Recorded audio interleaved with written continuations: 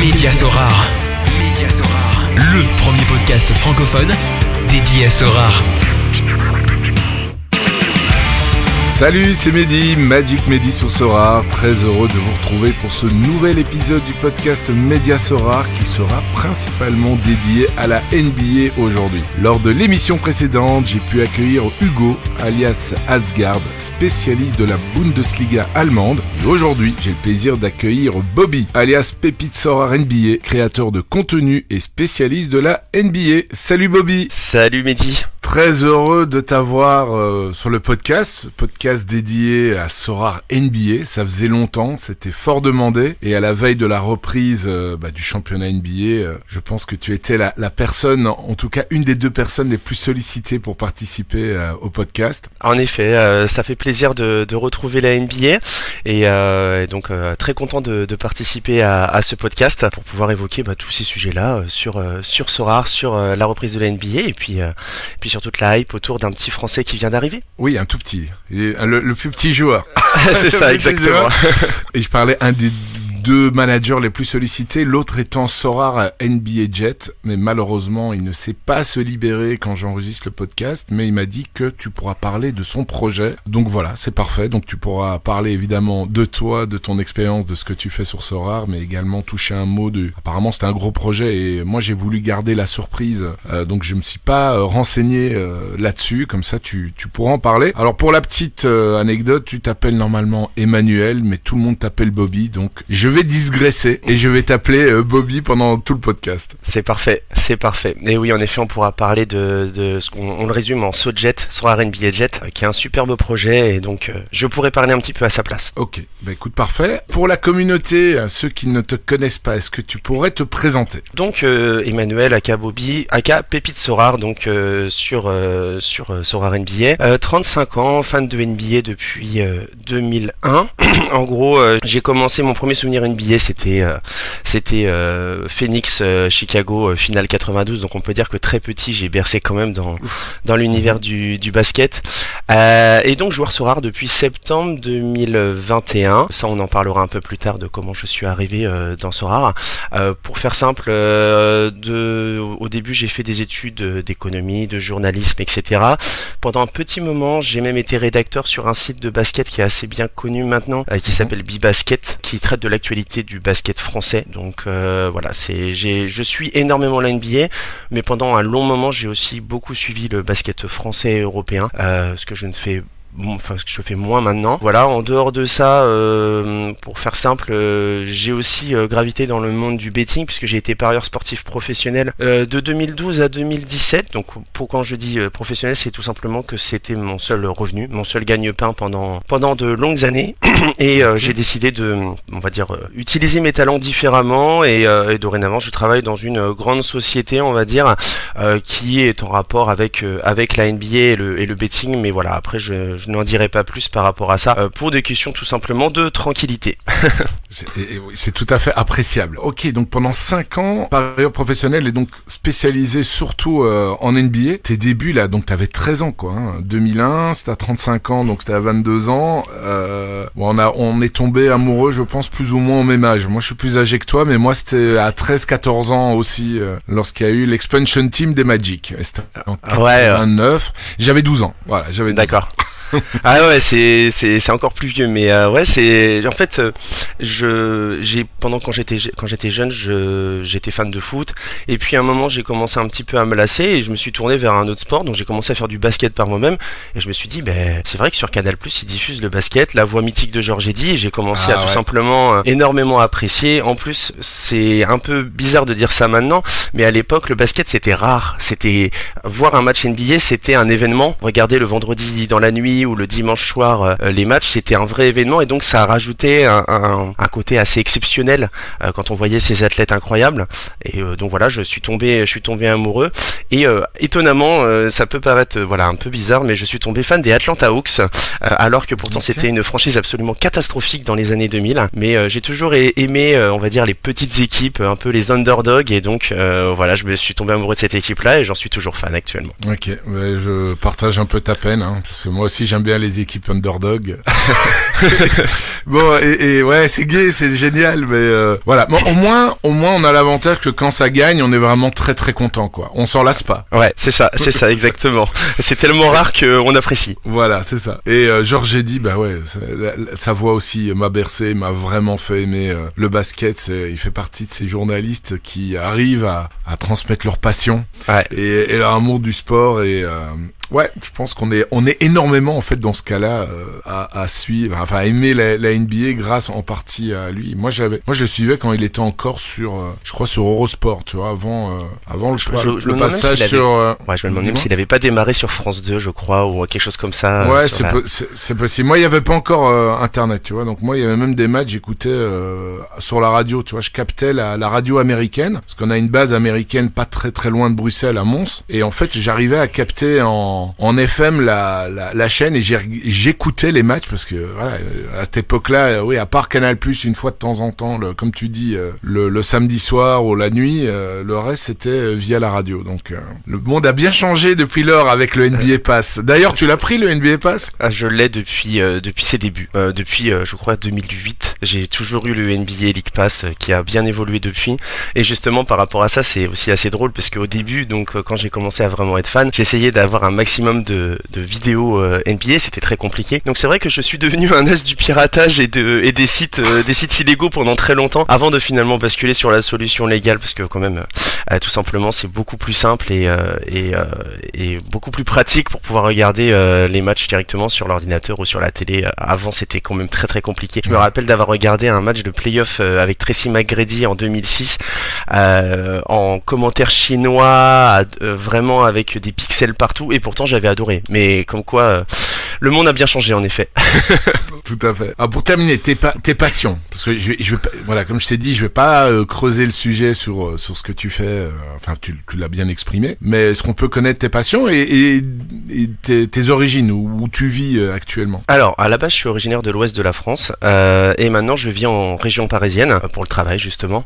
Et moi, j'ai toujours été un fan absolu de sport. Merci maman par rapport à ça, puisque très jeune, elle m'a. Non, mais c'est vrai, honnêtement, très jeune, elle m'a initié au fait d'aimer le sport, d'en pratiquer, d'en regarder. Et c'est vrai que ça a été une des premières abonnées de Canal+. Et donc je me rappelle de mes mercredis après-midi où j'allais au sport, puis ensuite je rentrais, les petites crêpes de maman devant la NFL, la NBA, le football, etc. Sur Canal. Ça berce, on va dire. Et donc voilà, j'ai été fan de foot. Je le suis toujours un peu, même si on va dire c'est pas le sport qui m'émerveille le plus actuellement. Il y a des choses qui me plaisent pas trop dans l'univers du foot, surtout quand on connaît un peu les bas-fonds et les dessous. Mais pour le reste, moi j'ai toujours été un gros fan de sport américain. Je suis un oiseau de nuit depuis très longtemps, donc j'ai vraiment l'habitude de regarder du sport la nuit. Donc que ce soit la NBA, aussi la NFL, où je suis un énorme fan. Je regarde énormément de football américain. Voilà. Et ma deuxième grande passion, clairement, c'est les voyages. Je passe ma vie à bouger, ce qui est pas toujours compatible avec le fait de pouvoir suivre parfaitement une saison NBA, mais c'est vrai que là justement par rapport à ça, je pars au tout début de la saison NBA, c'était pas prévu, mais j'ai eu une belle opportunité pour partir dans un voyage en Afrique et je pars pendant une petite dizaine de jours. Donc voilà, on part avec ma compagne à peu près tous les 2 mois, que ce soit des petits endroits en France ou à l'étranger. On essaye toujours d'avoir la bougeotte parce que la vie est courte et le monde est grand. Oui, c'est bien résumé. C'est bien résumé. C'est ça. Bon, on va attaquer un peu Sorare. Ouais, non, quand même, je veux quand même un peu rebondir sur ce que tu dis. Des matchs NBA sur place, t'en as certainement vu, je pense, pas mal. Eh ben, étonnamment, pas du tout. Et c'est quoi, jamais. Alors, j'ai vu le NBA Paris Games de l'année dernière et c'était mon premier match NBA. Et en fait, je t'explique tout simplement pourquoi. C'est que j'ai jamais eu ni le temps ni l'occasion de partir aux États-Unis, même si c'est un truc que j'ai très envie de faire depuis très longtemps. Mais je sais pas, je suis toujours parti en Asie, en Europe, en Afrique, mais j'ai jamais traversé l'Atlantique. J'ai jamais été ni en Amérique du Nord ni en Amérique du Sud. Voilà, c'est les les aléas de la vie. J'ai eu plusieurs fois la possibilité. Finalement, j'y suis pas allé, mais je pense que ça va vite se rattraper dans les prochaines années. C'est un de nos gros projets avec ma compagne de partir découvrir le Canada, les États-Unis, le Brésil, etc. Donc on va se rattraper, mais c'est vrai que j'ai jamais eu l'occasion, donc c'est assez étonnant. Mais en fait, finalement, la NBA, je l'ai toujours regardé à travers le prisme de la télévision. Ouais, mais bon, t'avais quand même un peu l'ambiance l'année passée au NBA Game à Paris, où l'ambiance était quand même, je vais pas dire l'ambiance, les animations sont tip top, celles qu'on retrouve dans les salles aux États-Unis. Après, l'ambiance, le public, bah oui, il est différent forcément, puisque c'est un public français, c'est pas un public américain. Et comment tu as trouvé l'ambiance justement et les animations, etc. Alors, je n'en attendais pas moins en termes d'animation, avec les cheerleaders, les spectacles, etc. Un peu déçu en effet de l'ambiance, pas aidé non plus par le spectacle proposé par les deux équipes qui n'ont pas, on va dire, enflammé le public, puisque je rappelle, je crois Chicago a gagné en menant toujours à peu près de 15 points. Il n'y a jamais eu un moment où on a pu s'enflammer. En plus de ça, on avait un Français, Kylian Hayes, qui a été malheureusement catastrophique sur ce match-là, donc pareil, ça n'a pas aidé. Et puis bon, c'est un public de spectateurs qui a envie de découvrir mais pas de supporter, donc on est clairement très très loin de la folie parfois qui peut s'emparer des arènes NBA quand l'équipe à domicile fait un gros match, quoi. Ouais, je pense que si on avait eu une affiche un peu plus alléchante, alors au niveau du naming, Chicago Bulls, Detroit Pistons, c'est deux très très grosses franchises, mais c'est vrai que leur niveau de jeu, on va dire ça comme ça, depuis quelques années, c'est pas top hein. Même Chicago, ils ont quand même un peu de mal Bref, on aura le temps de revenir. C'est un gros challenge là pour moi ce podcast, parce que je vais devoir me mettre à ton niveau, que j'arriverai pas à récupérer, ça c'est clair et net, parce que la NBA, c'est mon sport préféré, je vais dire ça comme ça, le basket. Mais quand je regarde, c'est des highlights, c'est des trucs comme ça. De temps en temps, je regarde des résumés d'Orlando Magic ou d'un gros match, mais tu vois sur YouTube qui dure maximum 10 minutes, tu vois. Ouais. Mais des matchs en live, à part les playoffs, je me rappelle plus. Enfin voilà, je suis plus trop. Donc on a heureusement que t'es là comme expert, et n'hésite pas à me récupérer si je dis des bêtises. Bon. Ouais. J'ai posé le cadre. Alors, Sora, explique-moi un peu comment tu l'as connu, à quel moment, et je présume que c'était à l'époque où il y avait que le foot. C'est ça, il y avait que le foot, et j'ai connu ça tout simplement parce que j'ai suivi Deglingo MPG, que je crois que tu as déjà invité dans ton podcast, si je me trompe pas. Et donc je suivais tout simplement ses vidéos sur YouTube où il parlait énormément de stratégie sur MPG, etc. Donc ça m'intéressait pour pouvoir battre tout simplement mes amis et mes collègues.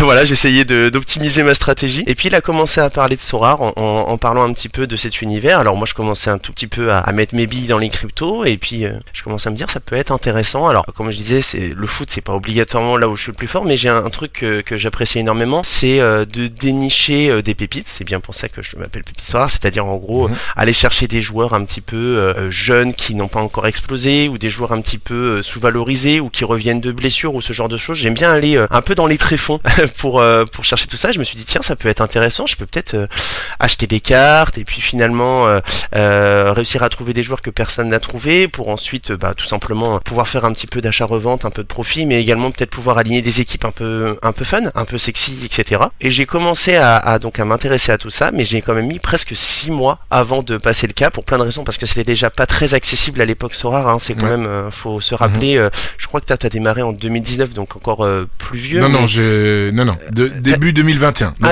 Excuse-moi, je pensais que c'était un peu plus tôt. Mais on va dire, tu le sais très bien, c'était quand même quelque chose d'assez complexe. Le fait de devoir déposer des ethers, de comprendre la mécanique du jeu, d'acheter ses premières cartes, savoir comment gérer tout ça. Donc ça a mis un peu de temps. Et au final, je me suis lancé dans l'aventure, définitivement en septembre 2021, avec plus ou moins de réussite, on va dire. Ouais, écoute, tu vas nous expliquer tout ça. Donc tu t'es inscrit, je le vois là sur SD le 1er septembre 2021, et donc c'est à ce moment-là qu'ils allaient bientôt. Non, c'était sorti les. Et c'est les limited. Au moment où les limited sortent, j'ai passé le pas en fait. C'est exactement là. Ok. Et le prix était fort élevé quand même avant, parce qu'on a eu les explosions là au niveau de. C'était mars, et puis la deuxième avec la deuxième levée de fonds là où les prix étaient quand même fort élevés. Donc les limited pour toi c'était le bon moment, point d'entrée. Alors avant que tu commentes, t'expliques la stratégie du début de tes débuts dans Sorare, je vais vite présenter ta galerie. Donc tu as beaucoup de cartes.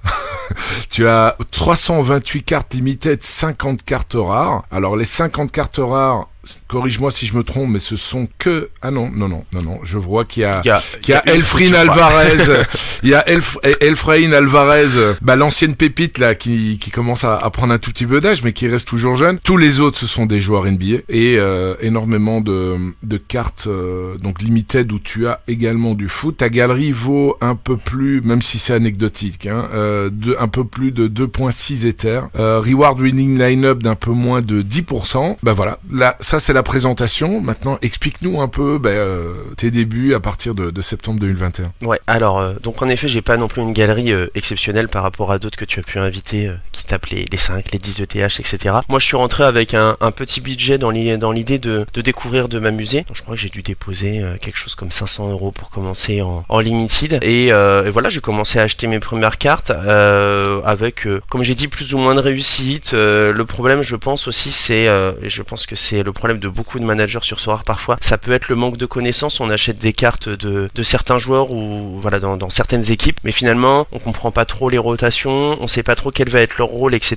Et donc je me suis retrouvé avec des cartes un petit peu immobilisées parce que finalement les joueurs revenaient de blessures mais n'étaient plus dans les plans d'entraîneur, ne jouaient pas, des jeunes que je pensais qui allaient exploser mais finalement qui ne jouaient pas ou qui n'étaient absolument pas performants. Donc vraiment pas mal d'erreurs. En plus même si les limited étaient un bon point d'entrée, ça a quand même assez vite monté en termes de tarifs. Donc je me suis retrouvé un petit peu à acheter des cartes très chères et au fur et à mesure les prix ont fini par un petit peu baisser avec la supply un petit peu énorme. Donc en effet j'ai dû plusieurs fois on va dire réorienter, revendre quasiment l'intégralité de ma galerie, recommencer à zéro. Je suis pas le meilleur exemple de création de galerie Sorare parce que voilà au départ j'ai testé pas mal de choses, j'ai tâtonné et le vrai changement, le changement radical, c'est quand la NBA est arrivée puisque là je savais que j'avais on va dire un avantage presque concurrentiel sur pas mal de gens parce que honnêtement y a aucun, je me vante pas du tout, mais je pense que j'avais une vraie connaissance bien approfondie quand même de la NBA et donc je pouvais anticiper par exemple l'émergence de certains joueurs, le fait que certains joueurs soient relégués dans la rotation, ce genre de choses, et donc ça m'aidait assez rapidement, ça m'a aidé assez rapidement à me créer une galerie assez intéressante et tout simplement en plus ça on en parlera peut-être un petit peu plus tard, mais grâce on va dire à la stratégie de Sorare qui fait que les petites cartes avaient énormément de valeur, pouvoir très facilement faire de la rotation sur ma galerie, revendre des cartes, les acheter, etc. Et donc j'ai décidé cet été de monter un petit peu en rare, mais voilà, une galerie pas parfaite mais intéressante à mes yeux avec on va dire globalement 75% de la valorisation qui est sur la NBA. Hein. Ouais. Et tes débuts donc quand t'as commencé le foot, c'était quoi? Tu t'étais focalisé SO5, achat-revente, tu te tâtonnais, tu savais pas trop bien parce que tu dis ouais j'ai changé pas mal de fois de stratégie. Alors au début j'étais plutôt axé achat-revente et je le suis toujours, je m'en suis jamais caché sur le fait que lié aussi à ma stratégie, le fait de prendre des joueurs qui ont peu de temps de jeu finalement et qui peuvent exploser, ça implique souvent que soit je peux les utiliser quand ça y est ils commencent réellement à revenir ou à émerger, soit je peux les vendre et voilà, moi souvent je les revendais pour pouvoir derrière me racheter parfois 1, 2, 3 cartes finalement de joueurs qui m'intéressaient mais qui ne jouaient pas. Donc ce qui fait que j'ai très souvent pas privilégié le SO5. J'ai même eu aussi ce cas-là l'année dernière en NBA où je pense que plusieurs fois j'aurais pu aligner des line-up extrêmement compétitives, mais le fait que les prix augmentaient de manière exponentielle sur certains joueurs à arriver à la deadline fait que je prenais souvent la décision quand même de les vendre parce que tu le sais aussi bien que moi, les prix montent des fois dans des stratosphères incroyables pour redescendre 2 minutes après le début de la deadline.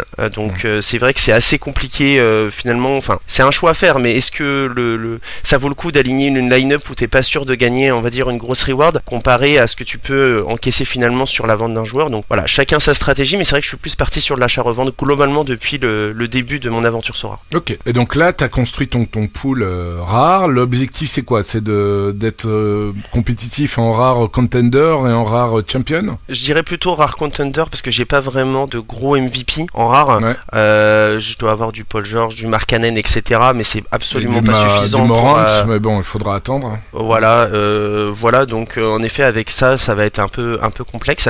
Mais j'ai surtout pris beaucoup de joueurs, on va dire backup, qui peuvent émerger à partir de la moindre blessure du titulaire en NBA. Et donc en fait tout simplement, je vais profiter des opportunités pour pouvoir aligner. Surtout ce qui est bien, c'est que cette année, et ça on en parlera, Sorare a mis en place aussi l'Underdog. Donc c'est une compétition, on va dire, où les petites cartes avec des tout petits L10 auront, on va dire, beaucoup d'intérêt. Donc je pense que je pourrais aligner assez régulièrement dans ces deux compétitions. Et ce sera clairement ma priorité puisque la championne me paraît inabordable. En rare en tout cas. Ouais. Et ta stratégie donc future, c'est quoi? C'est donc d'être compétitif là-dedans et puis de vendre ces cartes-là si jamais par exemple le backup devient titulaire pour l'une ou l'autre raison, ou bien non de les utiliser en SO5. Comme toujours, ça va dépendre de la montée des prix, de comment ça se passe. Souvent ce que j'essaye de faire, c'est que je me fixe, on va dire, un prix en me disant s'il atteint ce prix-là, je prends la décision de le vendre. S'il atteint pas ce prix-là, je prends la décision de le conserver et de jouer avec, en sachant, comme je l'ai déjà dit, que souvent quand on arrive à vendre bien une carte, on a aussi la possibilité de pouvoir en racheter plusieurs derrière, donc ça permet de faire grossir tout simplement le pool de cartes. Avec une seule carte revendue, je peux en acheter 2 ou 3 et ainsi de suite. Donc l'idée c'est vraiment parce que de toute façon on le sait très bien sur la NBA, ce qu'il faut c'est avoir un pool de cartes très large pour pouvoir couvrir énormément de situations pour essayer d'avoir les line-up les plus optimales. Donc l'idée ça va être, j'espère avec ma contender sur quelques occasions, à réussir à récupérer des rewards, et si possible, ce qui serait génial c'est d'avoir un MVP. Mais si je ne l'ai pas, l'objectif ça va être quand les prix vont commencer à se tasser vers la fin de l'année, puisqu'il y aura de moins en moins de matchs, de moins en moins d'utilisateurs et qui vont pouvoir jouer tout simplement. À ce moment-là, quand on va être dans le creux de la vague, peut-être, comme je l'ai fait là, refaire des emplettes pour le début de la saison prochaine, où cette fois-ci je vais monter à mon avis en gamme en essayant d'aller chercher des champions enfin des vrais MVP en rare, et peut-être essayer de commencer une galerie en super rare contender. C'est un objectif, voilà. Globalement je ressens de toute façon ma galerie vers la NBA. J'ai encore quelques cartes en foot, quelques-unes, mais beaucoup de limited qui valent très peu, et voilà, l'idée c'est de vraiment être focus sur la NBA. Ok, et donc pourquoi pas aller en super rare au moment opportun. Tu parlais de marché, etc. Enfin, c'est pas pour être péjoratif, mais tu discutais comme si les prix allaient être stables, alors que ça, on connaît les secousses ces derniers mois, je veux dire même années, plus d'1 an. Quel est ton ressenti par rapport au marché NBA, marché des cartes? Parce que là j'ai vu quand même, suite à l'annonce de Sorare de changer le print, enfin changer la rareté, donc l'édition, au lieu de 1000 rares passe à 100 et etc. pour les super rares qui passent de 100 à 10. Là il y a eu un petit pump, et puis quand ils ont annoncé la nouvelle mouture avec le nombre de, entre guillemets, de places gagnantes, etc., il y a eu quelques tweets, quelques messages sur qui ont été postés en disant ouais mais là on se prend des moins 70, moins 80, moins 90% de reward en moins, et là j'ai vu quand même les prix aussi ont pas mal flanché. Quel est ton avis par rapport à ça? Alors on en parlait pas mal sur le Discord qu'on a fait avec les copains qui suivent, qui sont sur Sorare NBA, et on pense que ça reste quand même une année de consolidation de la part de Sorare NBA. Je pense qu'ils ont visé un peu trop gros, un peu trop au début, surtout avec un marketing un peu léger finalement, parce qu'il y a eu quand même assez peu de publicité sur le territoire américain, ou même à la télé, etc. Donc pour attirer des nouveaux utilisateurs, c'était assez compliqué, je pense. Et donc le fait d'avoir 10 000 limited, 1000 rares, etc., je pense que c'était clairement surdimensionné par rapport à leur base d'utilisateurs. Donc ça me paraît logique d'être revenu là-dessus, mais c'est vrai que ça implique derrière que il y a beaucoup moins de rewards à gagner, et je pense que c'est vrai que moi qui ai essayé de commencer à monter en rare,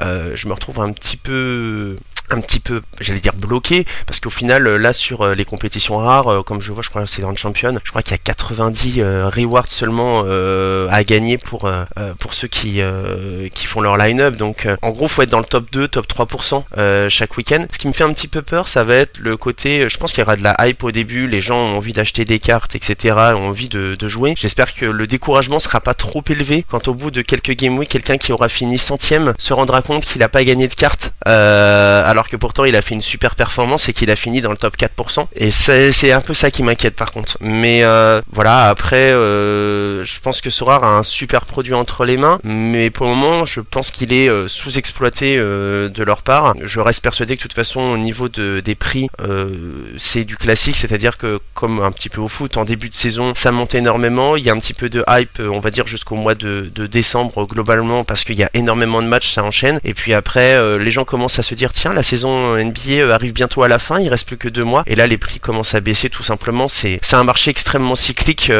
sûrement comme le foot, mais voilà, ça me paraît logique, il n'y a pas de révolution à ce niveau. Ouais, sauf évidemment le nombre de places gagnantes qui change drastiquement. Moi je t'avoue que j'avais quitté le basket, donc Sorare NBA, je crois que c'était au mois de mars, vraiment par manque de temps. C'était quand le NBA Game Paris, au mois de février, hein, ouais, c'est ça, au mois de février. Ouais, ben ouais, je crois qu'un mois, fin janvier, je crois. Ouais, un mois plus tard, je lâchais parce que ça demande énormément de temps, parce que encore même plus de temps que le foot, parce que il faut toujours des adaptations, il faut beaucoup prévoir à l'avance aussi par rapport au nombre de matchs qu'il y a par game week. Un joueur qui score bien, sa moyenne augmente, donc tu dois aller chercher d'autres joueurs si t'as pas, comme tu as dit très justement tout à l'heure, un très large pool de joueurs, et ça plus le foot, c'était tout simplement trop. Mais là j'ai racheté quelques cartes, des cartes rares, je crois que j'en ai acheté une dizaine, pas des MVP, mais voilà, de quoi vibrer de temps en temps, donc parce que c'est quand même très chouette aussi. Et comme toi, je suis assez confiant aussi dans leur produit, mais qui est sous-évalué, sous-estimé. Je sais pas si t'as vu le message assez long qu'avait posté Spicer sur X dernièrement. Ouais, si, j'ai vu ce qu'il avait posté. Mais oui, il a raison sur on va dire le constat qu'il fait.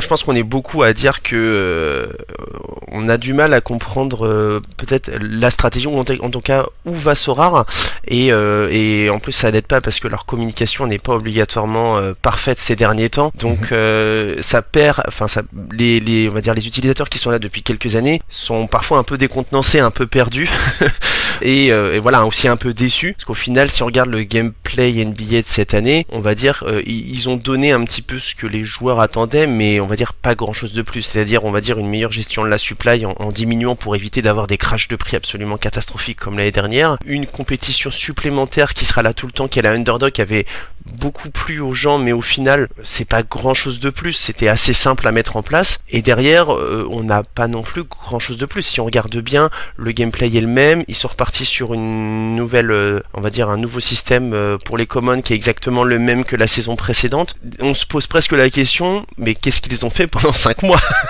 C'est dommage, parce que franchement, comme je disais, ils ont tout, et hier j'en parlais justement sur le Discord en disant que il faut qu'ils fassent attention, même s'ils ont un contrat avec la NBA pour longtemps, parce que du côté américain, les grosses sociétés de fantasy style FanDuel, etc., elles vont à 2000 à l'heure, et il faut pas, s'ils veulent vraiment se développer, le marché américain pourra être très vite saturé, donc il va falloir quand même qu'ils accélèrent sur le sujet s'ils veulent amener des nouveaux utilisateurs. Ouais, et garder le contrat, tu te rappelles, c'est 5 ans, un contrat de 5 ans qu'ils ont. Alors on n'a pas les détails, mais il semblerait que ce soit 5 ans. Ok, écoute, normalement c'était le sujet d'actualité, mais on peut commencer par ça, et puis on attaquera vraiment la NBA ensuite. Donc il y avait ça, ouais, qui pose problème. Je disais 5 mois. La fin d'année, là, moi je me rappelle qu'il y avait beaucoup de messages de déçus par rapport au merchandising, par rapport au système des playoffs, ou au nombre de rewards de playoffs. Ouais, en fait le merchandising qu'ils ont mis en place est assez incompréhensible, dans le sens où ils nous annoncent 100 000 euros de lot. Donc aucun souci par rapport à ça, mais on se retrouve avec du merchandising estampillé Sorare et non pas du merchandising officiel NBA. Je pense que les gens auraient beaucoup mieux réagi si tout simplement le vainqueur avait gagné des maillots dédicacés, voilà, des choses comme ça. Au final on se retrouve avec des casquettes Sorare un peu cheap made in China, et franchement c'est pas, je pense que Sorare peut faire bien mieux que ça. Je veux dire, ils ont un partenariat avec la NBA, il y avait quand même moyen, même ne serait-ce que par exemple avoir je sais pas, une carte pour pouvoir dépenser de l'argent sur le NBA Store officiel. Je pense que c'est plus pertinent pour les gens qui peuvent s'acheter tout simplement le maillot de leur joueur préféré ou ce genre de choses, que d'avoir par exemple un sac à dos ou une casquette Sorare. Voilà, c'est très sympathique, mais je trouve que c'était démesuré entre l'annonce des lots et la réalité de ce que les gens ont reçu. Ça, encore une fois, les gens ont été déçus, et pour les playoffs, très clairement, le gameplay, et ça c'est aussi inhérent aux playoffs, fait que c'était lent et pas très intéressant, puisque en gros, on va dire globalement, chaque série de playoffs, il y avait une ou deux game week si on schématise. Par exemple sur les finales, il y avait qu'une seule game week pour jouer, donc tous les matchs des finales en fait étaient réunis sur une seule game week, donc c'était un peu... En fait, les gens faisaient leur line-up et puis patientaient gentiment 10-15 jours en attendant de voir ce que ça avait donné, sans spécialement trop vibrer. En tout cas, j'ai l'impression que je suis pas le seul, hein, tous les créateurs de contenu NBA Sorare ont clairement diminué leur intérêt à ce moment-là. Il y avait beaucoup moins de tweets, d'interactions avec les gens pendant les playoffs, alors que pourtant, on est d'accord que c'est censé être le moment incroyable, charnière, où est-ce que les gens... Moi, j'ai vibré devant les playoffs, mais pas devant Sorare NBA playoffs. Voilà, c'est un peu dommage. Ouais, c'est un bon résumé, une bonne conclusion. Il y a encore d'autres choses que tu dis, bah ça serait bien qu'ils fassent ceci, qu'il serait bien qu'ils fassent cela, ils auraient pu faire ceci autrement. Le lancement des cartes, là, tu parlais tout à l'heure qu'il y avait des concurrents, des autres jeux de fantasy. Moi, ce que j'étais assez étonné hier, je crois que c'est hier qu'ils ont envoyé un mail pour dire qu'il y avait le lancement des nouvelles cartes, etc. Et je reçois également un mail, mais à 10 minutes d'intervalle, de la NBA, parce que je suis abonné à leur newsletter, qui annonce un fantasy game, et je me suis dit waouh, c'est génial, la NBA qui envoie un mail à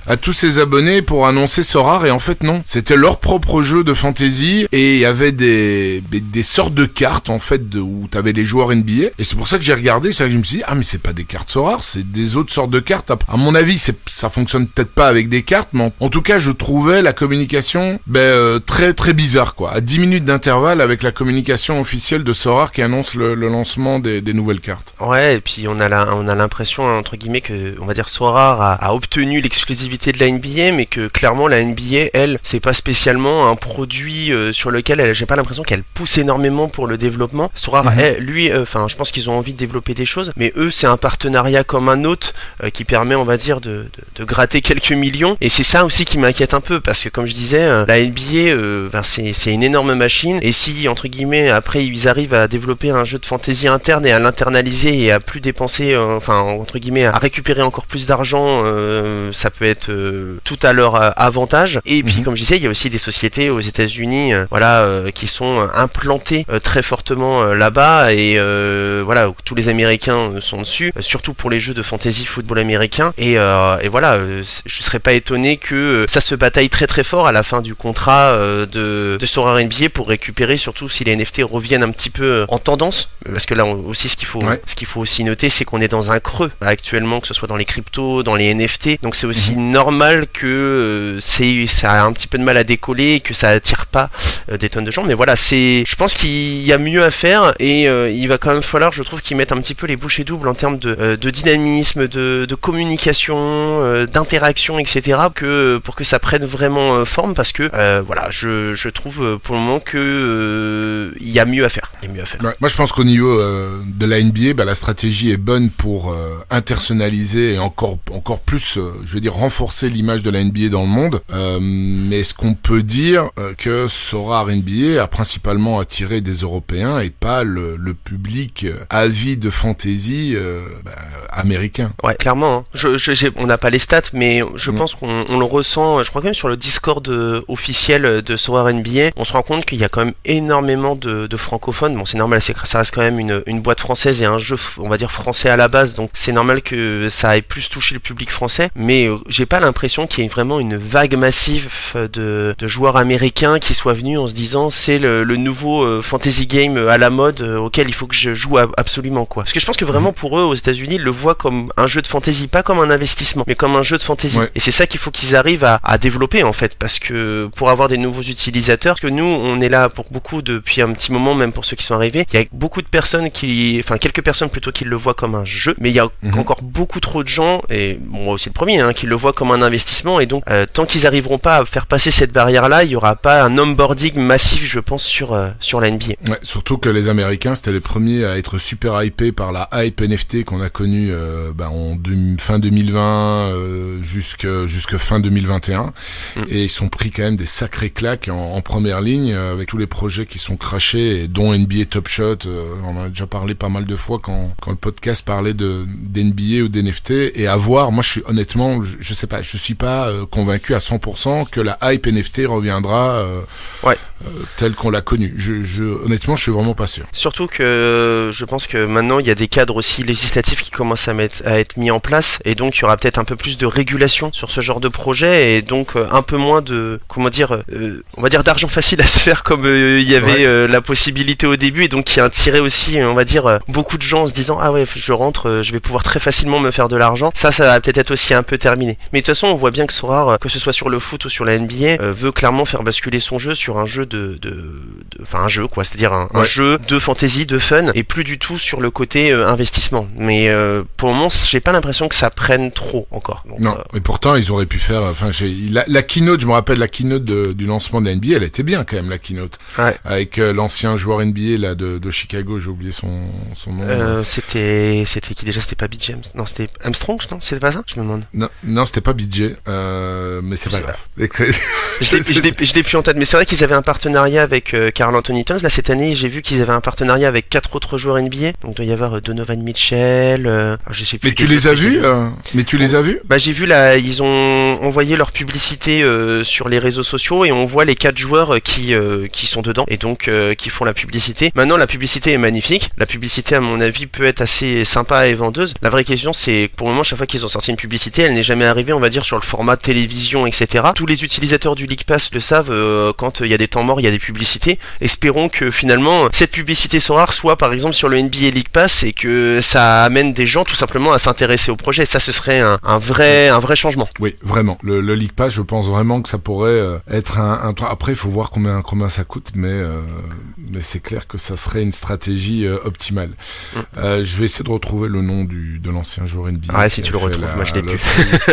Je vais essayer de retrouver ça. Bon, on attaque. On a parlé un peu des critiques de bazar de la trêve et de la préparation du lancement de ce début de saison. Maintenant, vraiment, on va attaquer la saison telle quelle. D'abord, moi, je voulais te dire quelque chose, c'est que je lisais très régulièrement tes récaps NBA quand je jouais à Sorare NBA, parce que je me levais le matin, je regardais, je me dis mais c'est pas possible, il regarde tous les matchs en live, parce que j'ai dit, honnêtement, je me suis posé la question, j'ai dit mais il a, même en ayant le League Pass, à moins qu'il ait regardé le résumé de 10 minutes, donc le résumé long là de chaque match, mais même avec ça, il dit c'est pas possible qu'il ait pu glaner toutes ces infos. Et donc franchement, moi ça me permettait de savoir ce qui s'était passé pendant la nuit, qui avait performé, qui n'avait pas trop performé, et tu faisais ça pour tous les matchs. Enfin, c'est un taf de malade. Un taf gigantesque qui je vais essayer on va dire de rester un petit peu dans cette lignée cette année, même si ça me prenait énormément de temps. Donc on va voir comment je vais goupiller ça. Mais c'est vrai que c'était assez intéressant pour tout le monde, parce que ça permettait, on va dire, en un coup d'œil, de voir quelle carte était intéressante, qui avait perfait, qui avait déçu aussi, parce que des fois, voilà, tout simplement savoir s'il est temps entre guillemets de se séparer d'une carte parce que le joueur commence à ne plus être performant et que le coach commence à le remettre en question. Mais pour répondre à ta question, globalement, moi souvent je fonctionne comme tu le sais, les matchs NBA démarrent souvent en décalé, donc il y a des matchs qui démarrent à 1h, des matchs qui démarrent à 2h, d'autres à 3, à 4, etc. Donc bien souvent je commence sur un match, je regarde la première mi-temps, puis ensuite pendant la mi-temps je bifurque sur un autre match, donc ça me permet de voir des cartons, des mi-temps, donc j'ai, on va dire, un œil assez éveillé. En plus j'ai deux télévisions, enfin en tout cas j'ai 2 écrans pour pouvoir regarder les matchs, donc j'arrive à regarder quand même pas mal de choses. Et ce que j'ai manqué, puisqu'il y a des matchs bien entendu sur lesquels j'ai pas pu zapper une seule seconde, derrière je vais regarder donc le résumé de 10 minutes en effet, et souvent essayer essayé de lire un ou deux articles pour voir un petit peu les retours, tout simplement des insiders, parce que souvent il y a des journalistes qui suivent les franchises, on va dire à l'année, et ces insiders-là sont capables de donner des informations très pertinentes en quelques tweets, en quelques articles. Et puis après, je dirais il y a aussi ma connaissance de la NBA et des rotations et des rosters, etc. Et ce qui fait que parfois, en simplement quelques minutes, j'arrive à voir, ah oui tiens, au deuxième quart-temps finalement c'est ce joueur-là qui est rentré et pas celui-là d'habitude. Ah ok, ça a changé. Et voilà, c'est une gymnastique à laquelle j'ai l'habitude d'effectuer depuis presque 20 ans maintenant. Et vraiment, chaque année, t'as gardé la même passion, le même temps que tu consacres. Voilà, ta hype, ta passion n'a pas diminué. Alors si, je vais pas te mentir que je crois que c'était au milieu des années 2010, justement, où je me rappelle que par exemple la finale Miami OKC, à cette époque-là, j'avais pas trop aimé. J'avais beaucoup aimé les playoffs, etc. Mais cette finale-là, j'avais pas du tout envie de la regarder. J'ai eu un petit creux aussi en 2013, voilà, où j'avais beaucoup moins regardé la NBA, mais au final j'y reviens toujours en fait. Et puis là, on va dire entre mon travail, ma passion et Sorare, ça fait que ça s'est démultiplié encore plus ces dernières années, où vraiment j'en suis quand même à quasiment regarder tous les matchs de pré-saison sur ce début de saison pour voir où on en est, etc. Donc ouais, je suis à fond, voilà, actuellement. C'est génial. Bah écoute, t'as fait une magnifique transition. Alors, par rapport à ces matchs de pré-saison, au trade, il y en a pas eu énormément, mais il y en a eu quelques-uns quand même qui sont très flashy. Par rapport évidemment à la hype de la draft et du petit Victor. Et de ce que t'as vu donc en pré-saison, quels sont je vais pas dire des conclusions, mais les éléments que tu peux déjà tirer pour ce début de saison? Alors déjà, souvent ce qu'on fait, c'est en NBA, comme il y a deux conférences, on va dire on répartit. Donc je vais déjà démarrer à l'est en fait globalement. Ouais. On peut dire tout simplement qu'il y a deux équipes qui vont être assez exceptionnelles à avoir joué cette année. Donc c'est les Milwaukee Bucks avec l'ancien MVP Giannis Antetokounmpo, mais qui ont récupéré cette année et Damian Lillard qui était en fait le franchise player historique de Portland, mais qui à 34 ans a demandé son transfert puisqu'il sait qu'il ne gagnera jamais un titre là-bas, et qui a finalement atterri dans une franchise extrêmement compétitive et qui manquait finalement d'un joueur avec ce profil-là pour repasser ce cap, puisqu'ils ont déjà gagné le titre, mais voilà, revenir au top. Donc entre un Giannis un petit peu fâché à mon avis de son élimination un peu ridicule l'année dernière face à Miami, sans ôter le mérite à Miami, et Damian Lillard qui arrive, je pense que ça va vraiment être une équipe très excitante à voir. On a eu les prémices là dans la pré-saison, mais je pense que ça va être très très difficile à défendre quand les deux sont ensemble. C'est souvent ce qu'on dit, on parle souvent de fit, c'est-à-dire en gros, est-ce que les choses fit bien, les joueurs fit bien entre eux. Et quand on a vu ce trade, on va dire directement, je me suis dit le fit est absolument parfait. Genre c'est rare que je me dise ça, mais les deux ne peuvent que marcher ensemble. Ils sont totalement complémentaires. Je te rejoins à 100% là-dessus. J'ai beaucoup de potes, on est tous fans de NBA, etc. Donc on parlait de ce trade-là, il y en a ouais mais non, mais Lillard, moi j'ai attends, Lillard c'est pas Kyrie Irving.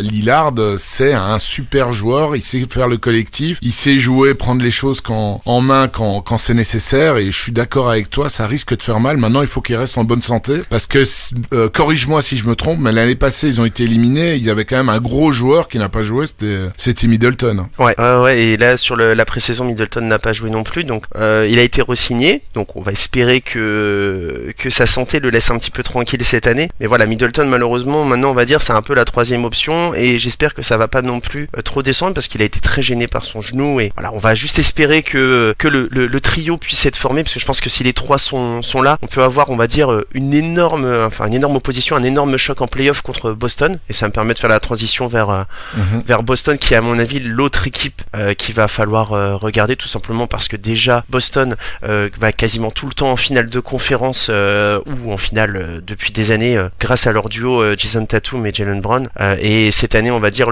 l'ancien coach des Celtics qui s'appelait Brad Stevens et qui est devenu leur general manager, donc c'est lui un peu qui prend les décisions au niveau des trades, de la draft, etc. a décidé un petit peu de casser les choses, et il a, on va dire, envoyé le vétéran et adoré incorporé Marcus Smart, qui est, on va dire, un peu l'idole de la franchise, à Memphis, en échange donc, dans un trade à plusieurs, et donc ils ont pu récupérer grâce à ce trade Kristaps Porzingis, qui était un joueur très très coté quand il était jeune, qui s'est un petit peu perdu depuis son départ de New York entre on va dire un passage à Dallas pas foufou, un passage à Washington où c'était un petit peu mieux mais pas très compétitif, mais c'est un joueur exceptionnel, un intérieur qui répond, on va dire, à mon avis à leurs besoins. Et puis ils ont eu la chance de récupérer Jrue Holiday aussi également, qui était à Milwaukee et qui a été entre guillemets échangé dans le cadre du trade de Damian Lillard. Donc c'est un peu marrant ce jeu des chaises musicales en NBA qui arrive tout le temps. Et donc là en fait tu te retrouves avec un joueur aussi fort défensivement que Marcus Smart avec Jrue Holiday, un joueur encore plus fort défensivement à l'intérieur que ce qu'ils avaient auparavant, et donc tu te retrouves avec 4 joueurs qui sont quasiment all-stars, voilà, c'est un peu les monstars si tu veux cette année à l'Est face à Milwaukee. Ça promet fort. Je pense qu'il y a on va dire c'est vraiment un duel à deux têtes. À mon avis il n'y a pas vraiment d'autres équipes qui seront capables d'aller les titiller cette année selon moi. Ouais, s'ils restent en bonne santé, c'est vrai que les deux c'est vraiment très très lourd. Et pour Porzingis, bon, de nouveau aussi, il est quand même assez fragile. C'est vrai que c'est un peu perdu. Enfin, il a fait des gros matchs l'année passée parce que j'en ai vu deux je pense avec Washington, et quand il jouait, il prend de la place, comme tu dis, il est très grand, il est très adroit, ça risque vraiment d'être beau. Et à part ces deux équipes là, on va dire du côté de l'Est, moi il y a une équipe qui me plaît beaucoup et qui va sûrement émerger, ça va te faire plaisir, c'est Orlando. Orlando tout simplement parce que voilà, le projet est extrêmement cohérent. Ils ont eu la chance d'avoir le numéro 1 de la draft l'année dernière avec Paolo Banchero, qui est un excellent joueur, qui peut devenir une star, en tout cas qui pourra être all-star je pense, sincèrement. Et en gros ils ont, on va dire, conservé une grande partie de leur effectif, ajouté quelques vétérans et puis rouler jeunesse. En gros on va faire progresser les jeunes, mais le projet est cohérent. La fin de saison dernière était très bonne et il y a de fortes chances, je pense, pour moi, qu'ils accèdent au minimum au play-in ou au play-off. Donc je rappelle, en NBA maintenant il y a ce qu'on appelle un play-in, c'est-à-dire que les 6 premières équipes sont qualifiées directement en play-off, et ensuite les équipes de 7 à 10 font un play-in, c'est-à-dire un mini barrage pour savoir qui sera 7ème et 8ème pour aller en play-off. C'est comme ça que Miami justement a été en play-off l'année dernière, ce qui est quand même assez fou. Et je vois bien Orlando être capable de rentrer dans ce fameux top 10 et être compétitif et avoir enfin des matchs à enjeu en fin de saison. Donc ça me plaît beaucoup de cette franchise. Je pense que c'est vraiment le futur. Ouais, moi j'aime bien top 10, oui. Après tu m'aurais dit parmi les favoris, je t'aurais dit non, j'y crois vraiment pas. J'ai pas envie de trop m'enflammer. Je trouve qu'il y a beaucoup de très très bons jeunes, mais à voir comment la sauce se prend. Moi je t'avoue que j'étais assez hypé par la draft de Anthony Black. Maintenant je regarde les matchs de pre-season, c'est pas terrible du tout. Et le gros point noir, moi je trouve, c'est qu'il y a toujours pas de shooter d'extérieur. Donc il continue à empiler des gros physiques, il pénètre, des gros joueurs au physique imposant, parce que l'ancien general manager, le general manager d'Orlando, c'est l'ancien de Milwaukee. C'est lui qui a drafté Giannis Antetokounmpo, et il aime bien les joueurs au long segment. Et d'ailleurs, depuis qu'il est arrivé à Orlando, tous les joueurs qu'il a draftés, c'est tous des joueurs à long segment, à part Cole Anthony, parce que c'était pas un des premiers pics. Mais après, il faut un peu de shoot, quoi. Et là, le shoot entre Markelle Fultz, Anthony Black, Suggs, ça fait beaucoup de gars qui savent bien jouer au basket, mais qui savent pas shooter. C'est ça. C'est un peu leur grosse marge de progression. Alors après, ils ont de la chance que leur pivot Wendell Carter Jr. ait pas mal progressé au shoot. Donc on va dire il apporte un petit peu de spacing. Il est capable de shooter à 3 points. Banchero progresse, Franz Wagner progresse. Ils ont récupéré un vétéran comme Joe Ingles aussi, qui va leur faire beaucoup de bien dans ce secteur-là, même si il a 35 ans, mais sur 10-15 minutes ce sera très bien. Donc ce que je veux dire par là, c'est oui, bien sûr, ils seront pas du tout dans les favoris, mais on sent une vraie progression, une montée vers le haut, en sachant en plus qu'il y a des franchises par exemple comme Chicago ou Toronto qui, à mon avis, vont plutôt aller vers le bas. On sent que eux, leur projet est plutôt sur la fin, avant une reconstruction. Donc il y a moyen d'aller gratter des places et de monter tranquillement et de commencer à se positionner pour être tout simplement des futurs playoffables dans les années à venir, quoi. Et au niveau de Sorare, pour faire le lien, quels sont les joueurs que tu prendrais? Par exemple, tu prends Milwaukee Milwaukee et Boston, quels sont pour toi les joueurs qui devraient vraiment sortir du lot? Parce que c'est vrai, quand tu as des gros joueurs comme Lillard qui vient, il va prendre des shoots d'autres joueurs, il va prendre des assists d'autres joueurs. Surtout que Marcus Smart, c'était clairement le cœur de la franchise, mais on peut pas dire que c'était un monstre au niveau du SO5, même s'il faisait un peu de tout. Boston aussi, avec l'arrivée de Porzingis, il va prendre des shots forcément un peu peut-être à Tatum et à Jaylen Brown. Compliqué, hein, cette question-là, non? Ouais, mais en fait, du côté de Milwaukee, on va dire, si vous avez les moyens, bien entendu, prenez-vous Giannis et Lillard. Je pense, comme j'avais dit, que ça marchera, et je pense que ce sera des cartes qui ramèneront des rewards, il y a aucun doute là-dessus. Après, pour Milwaukee, il va plutôt falloir aller chercher dans les role-players ou dans les petits jeunes. Donc il y a deux noms qui me viennent en tête, c'est Malik Beasley, qui l'année dernière était à Minnesota, qui avait été transféré aux Lakers, et on va dire ça n'avait pas marché pour lui, ça s'était mal passé, et qui finalement a atterri à Milwaukee, où il va être finalement le compagnon de Lillard sur les lignes arrière, et il a été annoncé titulaire, a fait une excellente pré-saison avec un L10 de 5 actuellement sur ce début de saison. Je pense que c'est une carte à avoir pour les premières game week, parce que voilà, vous aurez des surperfs très très faciles. Et puis il y a un autre joueur qui excite, on va dire, un peu la fanbase NBA, qui s'appelle Marjon Beauchamp, qui est un joueur qui a seulement 19 ans, un gros physique, voilà, un joueur on va dire avec le body NBA, mais qui a encore beaucoup de travail à faire sur le plan technique et encore physique, mais ce sera le remplaçant de Middleton, et cette année il devrait avoir une 20aine de minutes. À noter également que du côté de Milwaukee, ils ont changé de coach, donc ça va aussi changer un petit peu les dynamiques en termes de joueurs. Il y a des joueurs qui l'année dernière ne jouaient pas trop, et finalement cette année vont sûrement avoir un peu plus de temps de jeu. Donc Marjon Beauchamp, c'est à mon avis un joueur qui peut être très intéressant, que ce soit pour jouer cette année, mais même aussi pour le futur. Il y a de fortes probabilités, si tout se passe bien, si le développement se passe bien, que ce soit finalement leur futur titulaire sur ce poste-là. Okay, voilà.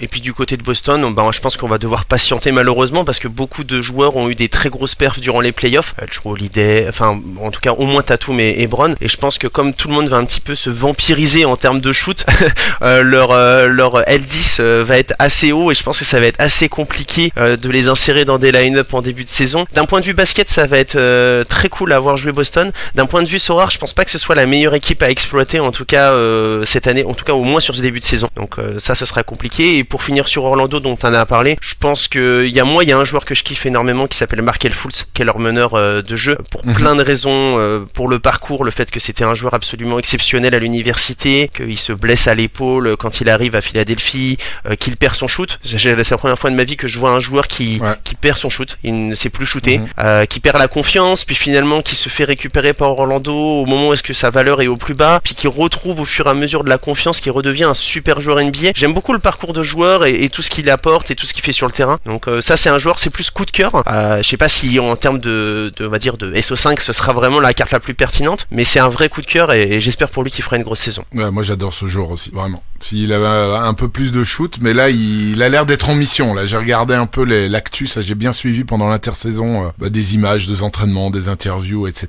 Je suis toujours abonné au site officiel d'Orlando, et j'aime bien être au courant de ce qui se passe là-bas. Et puis moi j'ai un autre joueur que j'attends avec impatience son retour, en espérant qu'il reste entier, qui était blindé de potentiel. C'était Jonathan Isaac. Ouais. Mais à mon avis, ils vont le faire revenir vraiment tout doucement. Et puis il y en a un que j'adore, moi, depuis, je l'adorais déjà l'année passée, et je trouve qu'à la Coupe du Monde, il a été monstrueux. C'est Franz Wagner. Ouais, franchement, sûr. Lui, pour moi, ça va être une des révélations de la saison. Ah oui, je pense. Et ce qui est assez amusant avec Franz Wagner, c'est que c'est vraiment le joueur anti-flashy par excellence. C'est-à-dire que c'est aucune méchanceté, hein, mais c'est le blanc-bec qui shoot à 3 points, qui saute pas très haut, etc. Donc c'est vrai que c'est pas le joueur le plus excitant à avoir joué, mais clairement c'est un joueur avec des superbes fondamentaux, et je pense que c'est aussi le futur de cette franchise. C'est vraiment, avec Banchero, ils ont vraiment tout ce qu'il faut sur le front de courte pour percer dans le futur. C'est un joueur qui va exploser. Pour Isaac, par contre, soyez quand même prudents, c'est un joueur qui a pas joué pendant 3 ans. Ouais, c'est ça. Donc là on part sur vraiment quelque chose de très spéculatif avec lui. Le potentiel est exceptionnel, mais j'ai rarement vu un joueur qui a pas joué pendant 3 ans en NBA revenir quand même à un niveau suffisamment bon pour être très performant. On est d'accord. Bon, on va pas parler comme ça de chaque équipe NBA, mais par contre, moi je voudrais quand même poser une question, parce qu'il y a une équipe qui m'intrigue quand même, c'est Philadelphie, avec le chaos Harden la saison passée, etc. Je trouve que ils ont une équipe honnêtement qui tient la route. D'après moi, bon, il y a toujours le GOAT Embiid, et je trouve qu'il est encore mieux entouré qu'avant. C'est mon avis, à voir sur la saison. Qu'est-ce que tu en penses? Alors c'est étonnant, parce que moi j'avais un avis contraire par rapport à toi. Non, mais vas-y, nos preview. Non, mais globalement, bon, déjà, tu perds James Harden, malgré ce que, on va dire, son caractère de cochon. Ça reste quand même un joueur exceptionnel. C'était le meilleur passeur de la ligue l'année dernière. Dans leur effectif, au final, ils ont recruté quelques joueurs, mais on va dire plutôt des role players. Il n'y a pas grand chose qui change. Donc, tu perds, on va dire, un de tes meilleurs joueurs sans vraiment te renforcer. Je pense que ce que ça va donner quand même cette année, c'est au moins l'émergence définitive. Tyrese Maxey, qui est leur, on va dire, meneur arrière titulaire, qui est, on va dire, un petit peu un allumé du shoot et qui va pouvoir se faire plaisir à côté de Embiid et prendre beaucoup de tirs. Il y a aussi un autre joueur, quand on parlait des joueurs qui pourraient être intéressants, moi que j'aime énormément, qui s'appelle DeAnthony Melton, qui est un ancien joueur de Memphis, qui était très mal utilisé, je trouve, par Doc Rivers l'année dernière. Et si James Harden n'est pas là, c'est un joueur qui fait énormément d'interceptions, qui défend dur, qui shoot à 3 points et qui sera peut-être même le meneur titulaire pour démarrer la saison sans Harden. Donc je pense que c'est vraiment une carte à avoir, même pour l'ensemble de la saison, parce que le joueur a vraiment un potentiel très sympathique, mais je trouve quand même que pour une équipe qui était censée être, on va dire, concurrencer Milwaukee et Boston, quand on compare les intersaisons de Milwaukee et Boston et celles de Philadelphie, il y a quand même un gap gigantesque, je trouve, de leur côté. En gros, ils perdent un joueur pendant que Milwaukee et Boston se renforcent, donc il y a vraiment un écart qui commence à se faire entre eux, et je vois bien Philadelphie gagner un peu moins de matchs que l'année dernière et reculer légèrement au classement, selon moi, je pense. Après, j'ai pas la science infuse, on verra bien ce que ça donnera. La NBA est pleine de surprises, mais ça risque quand même d'être compliqué. Ils ont une profondeur de banc un peu légère, selon moi. Ouais, bah écoute, moi c'était principalement pour les deux joueurs que tu as cités, qui vont prendre un rôle plus important, Maxey et Melton. Il y a l'arrivée quand même de Beverly aussi, qui amène quand même, c'est important d'avoir des guerriers comme ça dans une équipe pour donner le là au niveau de l'engagement et tout. Donc c'est pour ça. Moi c'est plus par rapport à l'émergence de ces joueurs qui étaient un peu quelque part étouffés par Harden. Vraiment à voir ce que ça va donner, mais ça va être intéressant de toute façon. Ouais, ça va être intéressant, je pense aussi. Alors quels sont je te laisse continuer par rapport à l'Est. Quels sont les joueurs ou les équipes encore auxquelles il faut faire attention? Ouais, alors on peut basculer vite fait sur la conférence Ouest et on va être concis, mais globalement pour moi il y a deux équipes qui sont vraiment hype cette année. Donc c'est Phoenix, tout simplement parce que ils ont décidé donc au milieu de saison dernière de récupérer Kevin Durant pour l'associer à Devin Booker, et ils ont décidé donc de récupérer Bradley Beal, qui est, on va dire, un multiple All-Star à Washington, pour l'insérer donc dans cette équipe. Donc vous avez j'allais dire 3, peut-être des 10-15 meilleurs attaquants de la ligue dans la même équipe. Alors vous avez plus de vrais meneurs de jeu puisque Chris Paul est parti, mais ça va être quand même très très difficile à défendre, et ils ont aussi, je pense, fait le bon choix en se séparant de DeAndre Ayton, mais surtout en récupérant une palanquée de ce qu'on appelle de role players, c'est-à-dire des joueurs qui connaissent leur rôle, qui sont capables d'apporter des choses dans cette équipe, et ils ont une très belle profondeur au niveau de l'effectif. Les postes sont doublés, s'il y a une blessure, il y a quand même, alors tu perds un peu en talent bien sûr si Durant, Booker et Beal sont absents, mais t'as quand même des joueurs qui connaissent la NBA, qui sont là depuis longtemps, qui savent faire le boulot. Pour moi, Phoenix, c'est une équipe gigantesque. Je les vois peut-être avoir une saison régulière un peu tranquillou. C'est pas l'objectif, donc ils vont peut-être pas enchaîner les wins parfaitement, mais ça va être une équipe très compliquée à battre en playoff, surtout que je pense qu'ils peuvent encore s'améliorer durant l'année. Donc ce sera vraiment l'équipe un petit peu phare à l'Ouest. Et l'autre équipe qui, on va dire, hype énormément de gens, c'est bien entendu Oklahoma City, après la période exceptionnelle où ils avaient donc Durant, Harden, Westbrook. Ils ont eu on va dire un creux, et puis ils ont eu la chance de récupérer un joueur, j'ai même pas de mots tellement il est incroyable, avec Shai Gilgeous-Alexander, qui a fait une Coupe du Monde dantesque. Ouais, folle.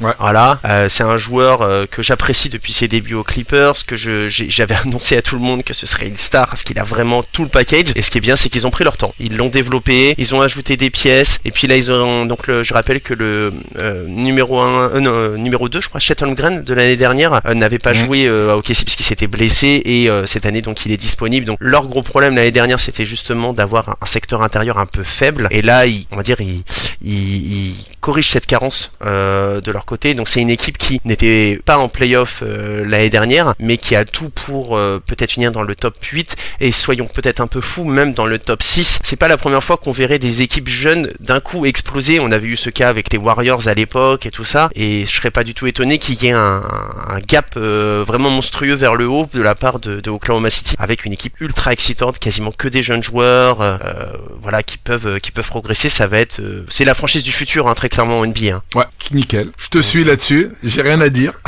Ouais, voilà, et puis après, alors, on va en parler quand même, mais bon, bien entendu, moi, j'ai ajouté 2 petites franchises, voilà, on va faire court là-dessus, mais qui sont, bien entendu, à regarder cette année à l'Ouest, c'est San Antonio, mais ça, on peut pas y échapper, avec le phénomène Victor Wembanyama. Je sais même pas si j'ai besoin d'épiloguer là-dessus, tellement en France, on en entend parler, absolument partout. Moi, mon avis sur ce joueur-là, c'est que c'est un joueur absolument exceptionnel, unique. J'ai eu la chance de le voir 2 fois cette année à Paris, et on voit que c'est quelqu'un de différent. Genre, on sent la différence. C'est pas simplement qu'il est grand, c'est qu'il est grand, il est agile, il dribble bien, il shoot bien, il est intelligent, que ce soit sur le parquet mais aussi en dehors, et ça change tout. À partir du sens que vous avez un joueur bon et aussi bien posé et qui est prêt à écouter les critiques, à progresser et tout. Sky is the limit, hein, comme on dit en NBA. Hein. Tout à fait. Un peu un Mbappé du foot, quoi.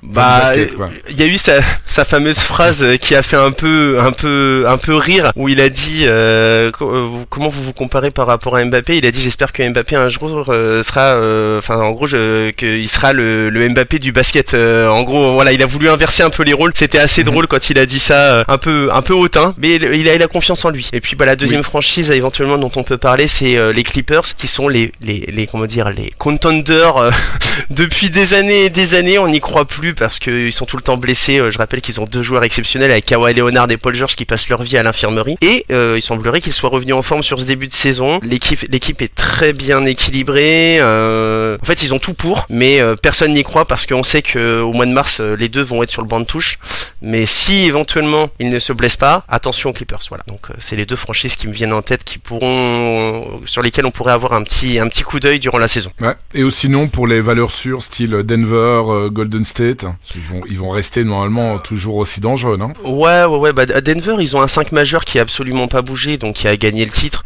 Et ça va être une équipe quand même très très solide durant la saison. Par contre, ils ont quand même perdu quelques éléments clés qui les ont amenés au titre, comme Bruce Brown qui est parti à Indiana, Jeff Green, le vétéran, qui est parti à Houston. Et donc, ils les ont remplacés beaucoup par des jeunes joueurs qui vont devoir émerger. Donc, ça peut très très bien se passer. Mais on a vu le cas justement avec Golden State quand ils ont essayé de développer des jeunes joueurs, que ça a pas marché. Par exemple, Wiseman qui maintenant a Détroit, ça a pas du tout marché. Kuminga, ça va peut-être marcher cette année, mais ça avait pas marché les années précédentes, etc. Jordan Poole, justement, ça n'a pas marché alors que c'était leur plus gros espoir et ils l'ont envoyé à Washington. Donc, c'est pas toujours simple. On pense que remplacer un vétéran par un jeune, c'est logique parce qu'il faut développer les jeunes, mais parfois il y a des jeunes qui n'atteignent pas leur potentiel ou qui n'y arrivent pas. Donc c'est un pari et c'est logique parce que de toute façon, globalement, ils payent leurs 5 joueurs très très cher Denver et ils ont plus d'argent, tout simplement, pour pouvoir faire leur équipe. Ouais. C'est ça, c'est l'avantage c'est ce que j'explique souvent en NBA et c'est ça qui est très cool, c'est que par rapport au foot, il y a un salary cap et que les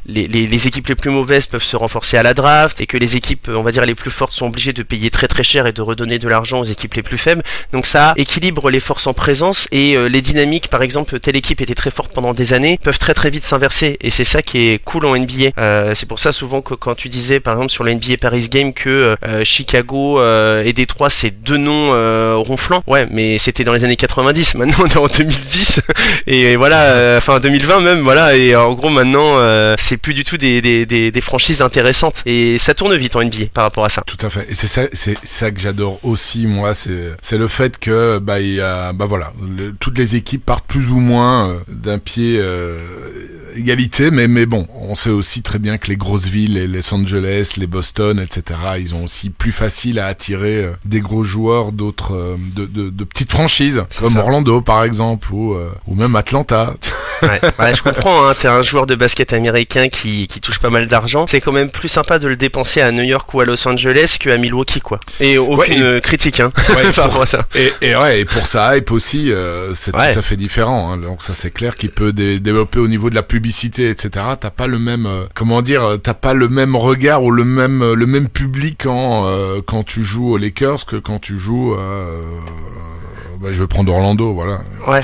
Shaquille O'Neal aux Lakers ou Orlando, c'est pas la même chose, quoi. Ouais, tout à fait. Mais ça a un petit peu changé quand même parce que maintenant, on va dire, toutes les franchises sont bien gérées, bien valorisées, bien mis en avant aussi par la NBA. Je veux dire, quand on voit Giannis et Milwaukee, ça reste quand même, alors vraiment, pour le coup, une toute petite équipe, toute petite ville. Et pourtant, ça nous paraît pas, on va dire, idiot de voir par exemple Damian Lillard arriver à Milwaukee alors que pourtant, c'est vraiment une toute petite franchise. Je veux dire, Giannis l'a mis au centre de la carte du microcosme NBA. NBA. Donc c'est quand même possible, mais c'est sûr que quand vous allez dans un gros marché, ça change absolument toute votre dynamique, quoi. Ouais, la dimension change.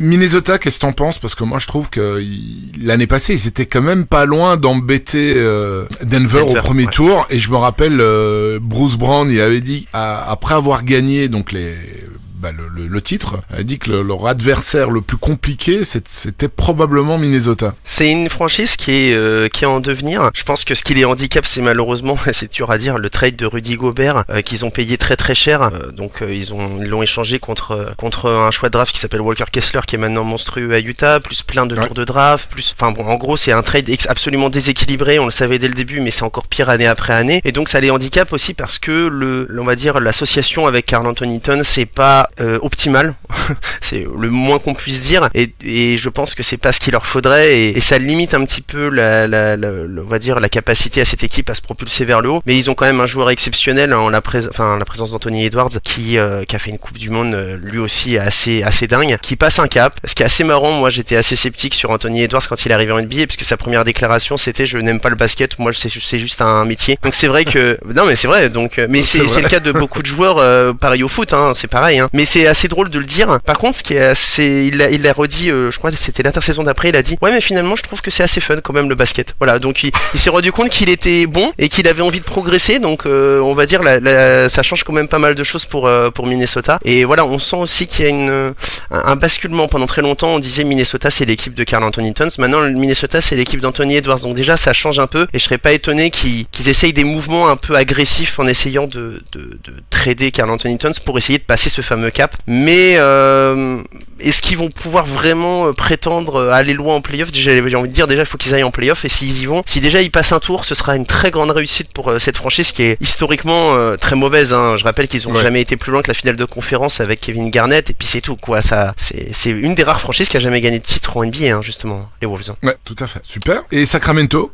Exceptionnel l'année dernière, mais je reste un peu circonspect pour une simple et bonne raison, c'est que l'année dernière c'est l'équipe qui a eu le moins de blessures de la NBA, et on sait que c'est un facteur qui joue énormément dans une saison à 82 matchs. Si vous avez une ou deux de vos stars qui manquent 20 ou 30 matchs, obligatoirement, vous allez pas du tout avoir le même bilan. Donc on va dire ils ont eu une saison presque parfaite avec des joueurs qui étaient là tout le temps, une équipe on va dire bien équilibrée, ils ont pas trop fait de mouvements et tout. Les arrivées de l'intersaison ont été plutôt pertinentes, mais est-ce qu'ils vont pouvoir de nouveau être troisième de la conférence Ouest? Ce que je veux dire, c'est que là ils vont être attendus. Les équipes vont s'adapter, les équipes vont voir Sacramento comme une équipe forte et plus comme on va dire un cancre de la NBA comme ils pouvaient l'être avant, et ça va être aussi une équipe à abattre, donc je pense que ça va être une saison un peu plus compliquée pour eux, mais s'ils font le dos rond et qu'ils acceptent que on va dire ils peuvent pas non plus être tout le temps troisième de conférence, ça peut quand même être sympathique. Je pense qu'ils peuvent aller en playoff et voilà, continuer à progresser. De toute façon ils ont leur équipe qui est on va dire validée pour les 4 ou 5 prochaines années. Globalement tout le monde est sous contrat pour 3, 4, 5 ans, donc faut aller dans le projet, et puis il faut y aller à fond et essayer de s'éclater. Je pense qu'ils ont tellement eu d'années catastrophiques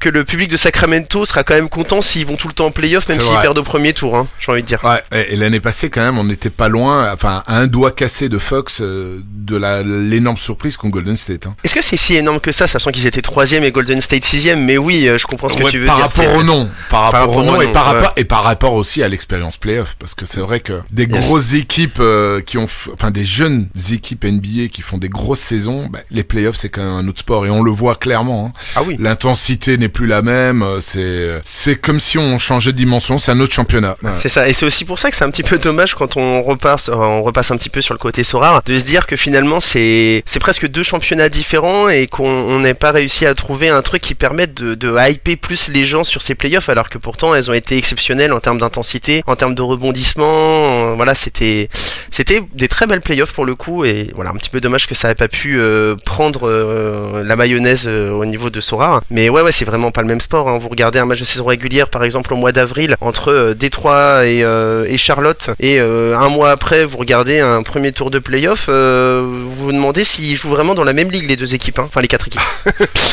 C'est vrai.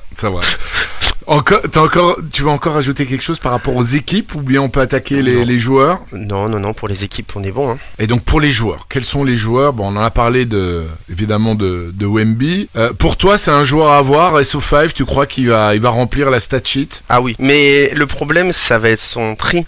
en fait, si là, ça va être, en fait, son prix va être complètement décorrélé de ses performances. Donc, si vous avez les moyens, que vous avez envie de vous faire plaisir et que vous kiffez le joueur comme moi, pareil, prenez-le. Par contre, je pense que moi, je vais attendre de voir un petit peu l'évolution du marché, et attendre peut-être un petit peu que son prix se tasse ou en tout cas trouve on va dire un prix, voilà, un prix moyen, un prix médian. Et puis à ce moment-là, on y réfléchira. Mais c'est un joueur, si tout se passe bien, s'il a pas des blessures graves durant sa carrière et on va dire il met tout en place en termes de physique pour que ça n'arrive pas, ça peut être Hall of Famer, donc ça peut être je pense que ça peut être un des meilleurs joueurs de l'histoire si vraiment ça tourne bien. J'y crois très très fort. Il a vraiment tout pour lui. Et sur Sorare en plus c'est un joueur très méta Sorare puisque je rappelle que sur Sorare ce qui est important c'est on va dire beaucoup les stats périphériques, c'est-à-dire autre chose que les points. Donc bien sûr Wemby mettra des points mais il prendra des rebonds, il vous fera des contres, des interceptions, quelques passes, etc. C'est un joueur qui peut vous faire un match par exemple à 20 points, 12 rebonds, alors on va dire plutôt 10 rebonds, 6 passes, 5 contres, 2 interceptions. Et là vous avez je sais pas quoi, ça doit faire à peu près 55 points ou 60 points Sorare si vous avez un truc comme ça. Ouais. Et en gros dans l'univers Sorare, quand vous tapez un 60, vous êtes à peu près borderline MVP à avoir dans votre roster. Voilà, si vous avez des 60 régulièrement, vous êtes un joueur à mettre par exemple en champion. Voilà. Donc ce sera clairement un joueur extrêmement pertinent à avoir et on en a parlé rapidement. Il y a aussi Chet Holmgren de OKC qui est un petit peu son concurrent direct pour le titre de rookie de l'année avec Scoot Anderson de Portland, mais à mon avis qui part de plus loin. Et pareil, Holmgren c'est un joueur qui a tout à fait le profil Sorare parce que pareil c'est un joueur assez intelligent qui contre pas mal de ballons, qui peut faire des passes, qui peut shooter à 3 points.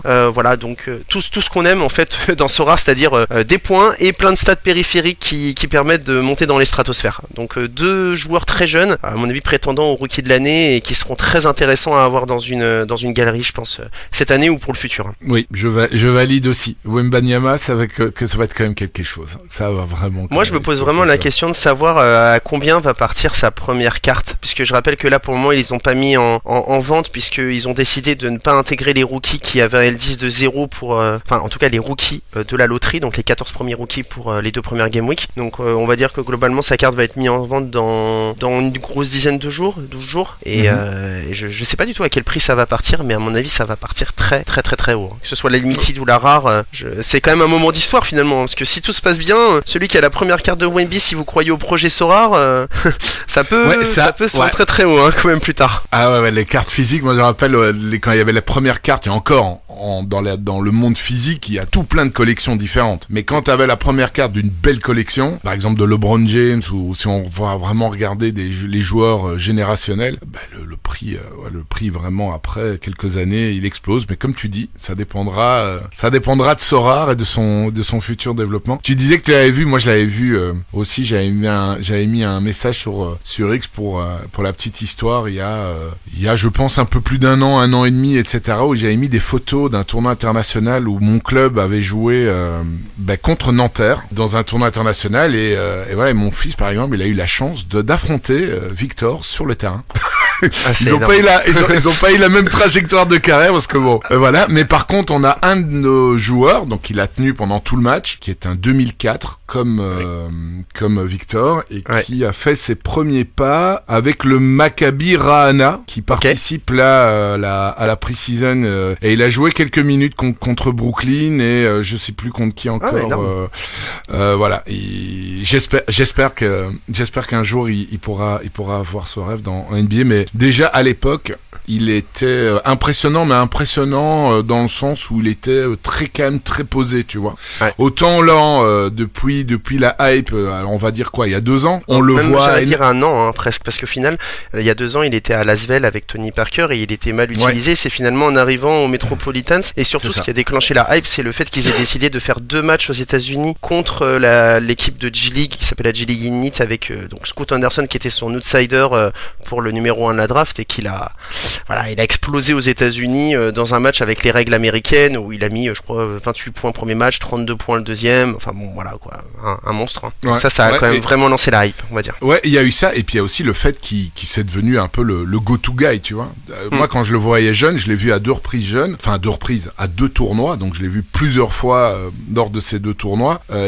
C'est quelqu'un, qui m'avait frappé, il était excessivement grand parce que à 11 ans, il avait 1m92. Moi, je fais 1m92, il avait ma taille à 11 ans et demi, il faisait du 49,5. Ça, j'oublierai jamais de ma vie parce qu'à un moment, il est assis à côté de moi. En fait, il y avait la finale du tournoi, c'était le tournoi international de Mulhouse, qui est un gros tournoi. Eux jouent en finale, je sais plus contre quelle équipe, je sais plus. Mais ils gagnent, donc ils sont champions U11 et U13. Donc il avait 11 ans et demi, il joue en U13 et ensuite donc il est venu s'asseoir. Moi j'étais au bord du terrain. Il est venu s'asseoir à côté de moi. On a regardé la finale U15 et c'était monstrueux le niveau. C'était Nanterre Real de Madrid, donc et Nanterre avait gagné d'1 point. Et puis je regarde ses chaussures. Je lui dis mais Victor, tu mets combien comme pointure? Il me dit 49,5 monsieur.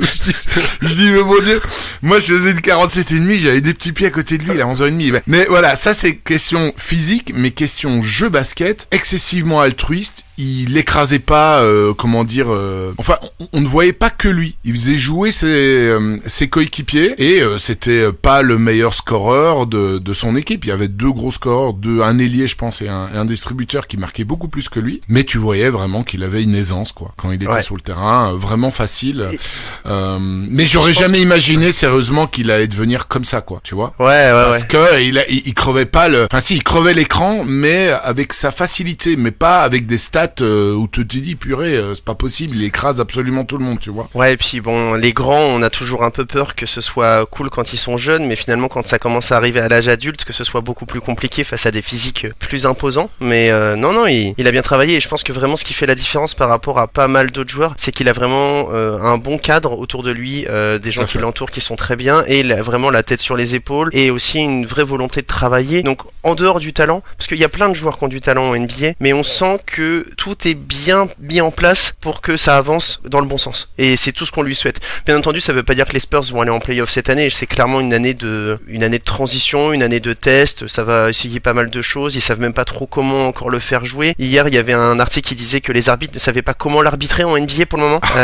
Mais c'est parce qu'en fait, souvent en NBA, selon le style de jeu que vous avez, par exemple, les joueurs très athlétiques, les arbitres vont avoir l'habitude que ça rentre dans la raquette et puis siffler pas mal de fautes quand ils vont en pénétration. Mais lui, on sait pas parce qu'en fait, il fait 2m25, il shoot à 3 points, ils savent pas. Ils arrivent pas trop à comprendre quand le mec met la main pour essayer de le gêner, en fait, il est au niveau de sa cuisse. C'est ça, exactement. Donc ils ont beaucoup de difficultés, donc je pense que ça va prendre aussi un temps d'adaptation. Donc dans un premier temps, il pourrait aussi avoir des moments de frustration avec des arbitres qui vont pas être obligatoirement très tendres avec lui, mais je suis très confiant pour l'avenir, y a pas de souci. Super. Alors, t'as d'autres joueurs aussi dont tu veux parler? Alors, il y a 3 autres joueurs dont on peut parler, et puis on clôturera là-dessus pour la partie vraiment joueur. Il y a, donc on a parlé de Phoenix, moi je pense que Devin Booker, c'est sa saison. C'est un joueur extrêmement fort qui chaque année progresse offensivement. En plus, il a une équipe énorme autour de lui, mais c'est vraiment le leader parce que Kevin Durant a quand même quasiment 35 ans. C'est un métronome, mais c'est plus le Kevin Durant non plus de ses jeunes années. Il est fort, mais je pense que c'est la franchise de Devin Booker et il va faire des cartons offensifs absolument monstrueux, d'autant plus que il va avoir beaucoup d'espace, puisque si vous faites une prise à 2 sur lui, il donne le ballon à Bill ou à Durant, autant vous dire que ça va être très très compliqué pour vous de gagner un match si vous faites ça. Donc en plus il va jouer meneur de jeu puisque Chris Paul est parti, et donc d'un point de vue vraiment Sorare aussi, c'est un joueur qui va sûrement marquer un peu plus de points, qui va faire un peu plus de passes, donc je pense que ses stats vont globalement augmenter, et c'est surtout un joueur qui a pas mal de variance puisqu'il est capable d'aller vous faire un match par exemple à 50 points, puis ensuite un match à 20 points, voilà, donc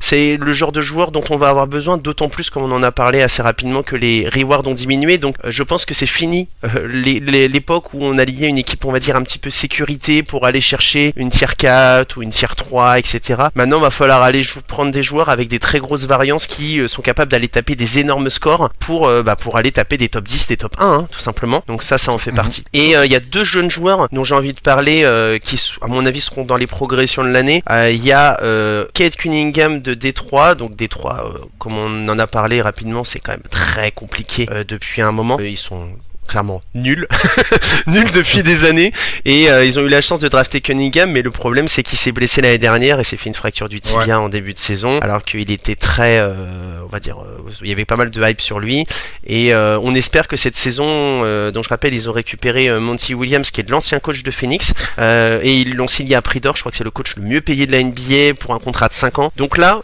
ils partent vraiment sur un projet de long terme des 3, mais autour de Cunningham, autour de leur coach, donc en toute logique cette saison ça ça doit être la saison où on commence à parler un peu de Cunningham en se disant ah, et si c'était une star en devenir, etc. Donc on espère pour lui que ça va aller dans ce sens-là. Il a tout pour lui, gros physique, super passeur, très intelligent, bon shoot à 3 points, et il a, je sais pas si tu es au courant, mais tu sais, quand il y a eu les sélections cette année de Team USA, souvent il joue face à une équipe qui est composée d'autres joueurs NBA qui s'appelle la Select Team, et il a fait partie donc de la Select Team quand ils ont fait leurs entraînements à Vegas, et tout le monde a dit que c'était quasiment le meilleur joueur. Devant les Anthony Edwards et tout, hein. Donc mais là je te suis à fond. Vraiment j'attends une grosse, s'il reste bien physiquement, j'attends vraiment une grosse saison de sa part. J'aime beaucoup ce joueur. Ouais, il a vraiment un super profil. Et puis l'autre joueur dont on parle beaucoup aussi, c'est Scottie Barnes à Toronto. Pourquoi ? Parce que Toronto, on va dire, est un peu dans le creux de la vague. C'est fini l'époque du titre de 2019 avec Kyle Lowry, Kawhi Leonard, etc. On va dire le dernier survivant de cette époque, c'est Pascal Siakam qui a failli partir cet été. Et je pense qu'il partira sûrement dans l'année, ou si c'est pas cette année, ce sera peut-être l'année prochaine. Et Scottie Barnes, globalement, on lui a donné les clés du camion, hein. On lui a dit maintenant t'es notre meilleur joueur, t'es celui qui aura le plus de shoot, tu joueras peut-être même certains moments en tant que meneur de jeu, alors que c'est un ailier, hein, je rappelle, c'est plutôt un poste 3-4. Donc il a tout pour. Pareil, superbe physique, un joueur qui a été quasiment dans les meilleurs rookies de sa première saison, qui a eu un peu plus de mal ces dernières saisons, mais là en fait en gros on lui dit c'est ton année. Donc là c'est vraiment une année charnière pour sa carrière. Soit il réalise un petit peu les attentes qu'il y a autour de lui et on va commencer à se dire ok, le gars est sérieux, ou alors ça marche pas et puis ça deviendra un joueur un petit peu à la Wiggins, c'est-à-dire un très bon joueur mais qui sera pas une star d'une équipe, quoi, qui sera peut-être une troisième ou une deuxième ou une option d'une bonne équipe. Mais deux joueurs que j'attends impatiemment de voir parce que on attend pas mal de choses d'eux cette année, quoi. Ok, nickel. Te suis aussi. Franchement, c'est facile avec toi. C'est pas dire. Bon, on arrive à la fin de la rubrique en fait déjà parce que c'est la fin du podcast avec les questions. Mais je voudrais te poser juste une petite question. Essaye d'être le plus concis possible. Okay. Tu te focuses, pour revenir à Sorare ou SO5, tu focuses quelle équipe d'abord? Comme t'as pas de gros MVP, on va dire ça comme ça, c'est d'abord la rare contender que tu vises? Alors si je suis en rare, ça sera obligatoirement la rare contender et ensuite je pense la rare underdog par rapport à mon roster. Je pense que la rare champion, au vu de mon roster, ce sera, comme j'ai dit, assez compliqué, donc vraiment je mettrai une équipe parce qu'on n'est jamais à l'abri d'une belle surprise, hein. Surtout en NBA il y a des fois des choses assez folles, donc tout à fait possible même avec une line-up un petit peu médiocre de réussir à gagner un reward dans l'année, mais ce sera pas ma priorité. Par contre en limited je pense que j'ai j'ai quand même une belle équipe, je veux dire j'ai quand même du Davis, du Kawhi Leonard, du Donovan Mitchell, etc. Donc je pense que je pourrais vraiment aligner une belle équipe en champion, et après j'irai sur la contender puisque le pool de reward en underdog sera assez faible. Et on a aussi parlé, parce que ça c'est Sorare l'a annoncé, que normalement il y aurait une compétition tournante chaque semaine. Vous savez, c'était ces fameuses compétitions qui apparaissaient de temps en temps, la U23, la Underdog, la Est, la West, etc. Donc là la Underdog sera là toute l'année, mais il y aura en plus une nouvelle compétition, et peut-être que selon la situation, j'irai peut-être de temps en temps, plutôt que de mettre une équipe en Underdog, je pense que le pool de reward sera similaire avec la compétition tournante, et peut-être plutôt aller sur la U23 ou sur la conférence Est ou Ouest selon mon roster. Je pense que ce sera jouable. Voilà, on va essayer de voir si on arrive à gratter des rewards. Je pense que ce sera un peu plus simple en limited, où tu peux quasiment gagner jusqu'à, je crois, les 1000 premiers en contender peuvent quand même avoir une reward. Donc comme il n'y a pas non plus une arrivée massive de joueurs, je pense qu'en début de saison ce sera quand même assez jouable d'aller gagner des rewards en limited. Par contre en rare ça va être, et en super rare encore plus, ça va être complexe, je pense. Ça va être la guerre. Ouais. Ok, et quels sont les éléments que tu tiens compte quand tu fais ta line-up? Est-ce que tu regardes le nombre de matchs que va jouer le joueur? Est-ce que tu vas regarder le match-up, c'est-à-dire l'adversaire? Voilà, quels sont les critères rapidement que tu... Alors, je pense que la priorité des priorités, c'est quand même le nombre de matchs. Parce qu'on a quand même remarqué que la saison passée, quand vous avez un joueur même, on va dire un petit peu moyen, qui a 3 matchs contre un joueur moyen plus qui a un match, bien souvent, il y a trop de possibilités que sur ces 3 matchs, il soit capable de faire un truc vraiment sympa. Donc, je pense qu'il faut quand même souvent prioriser le nombre de matchs. Par contre, si vous avez 2 joueurs qui ont le même nombre de matchs, il va falloir prioriser en effet les match-ups, c'est-à-dire souvent, bien souvent. Alors moi, je priorise toujours les match-ups contre des équipes faibles. Bon, ça c'est la base, hein. Surtout contre des défenses faibles, parce que c'est ça qui est intéressant. Donc cette année, je pense que les 2 défenses les plus faibles dans la saison, alors ce sera peut-être pas le cas en début de saison, mais ce sera Washington et Portland, qui sont 2 équipes à mon avis immondes défensivement. En tout cas, il y a du potentiel sur certains joueurs, mais mais défensivement ça va être très compliqué, donc je pense que ça peut régaler pour certaines stars face à ces équipes-là. Et moi j'ai un truc un peu particulier, c'est que j'aime bien aussi un peu ce qu'on appelle les revenge games ou les gros matchs à la télé. En gros, par exemple, quand un joueur rencontre son ancienne franchise ou qu'il a eu des déclarations contre une équipe, j'aime bien le mettre. Par exemple, l'année dernière, j'avais annoncé à tout le monde que Donovan Mitchell, pour son retour à Utah, ferait un énorme match et que c'était une carte à avoir absolument pour cette game week-là parce qu'il allait faire un score absolument monstrueux. Il a fait 52 points. Voilà, enfin 52 points tout court, hein, pas Sorare, 52 points, je crois un truc comme ça. Donc il a fait un match dantesque. Voilà, donc c'est le genre de petits trucs qu'il y a en NBA où il y a des joueurs qui sont motivés face à des équipes, etc.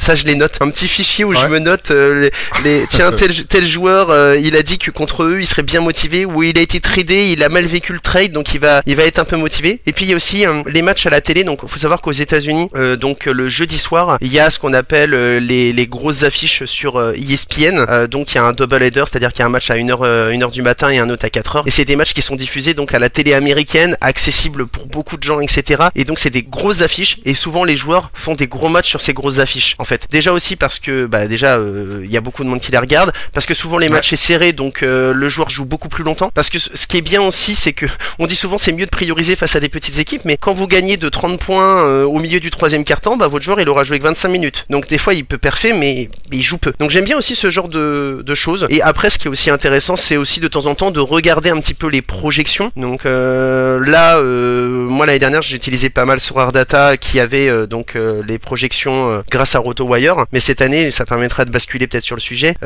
J'utilise aussi pas mal Sorare NBA Jet qui a développé son propre algorithme pour regarder un petit peu les projections, pour voir parce que des fois ça m'arrive aussi peut-être de louper certains éléments, tel joueur va jouer un peu plus, etc. Et donc on peut le voir en se disant tiens, il a un L10 de 15 et en fait sa projection elle est à 22.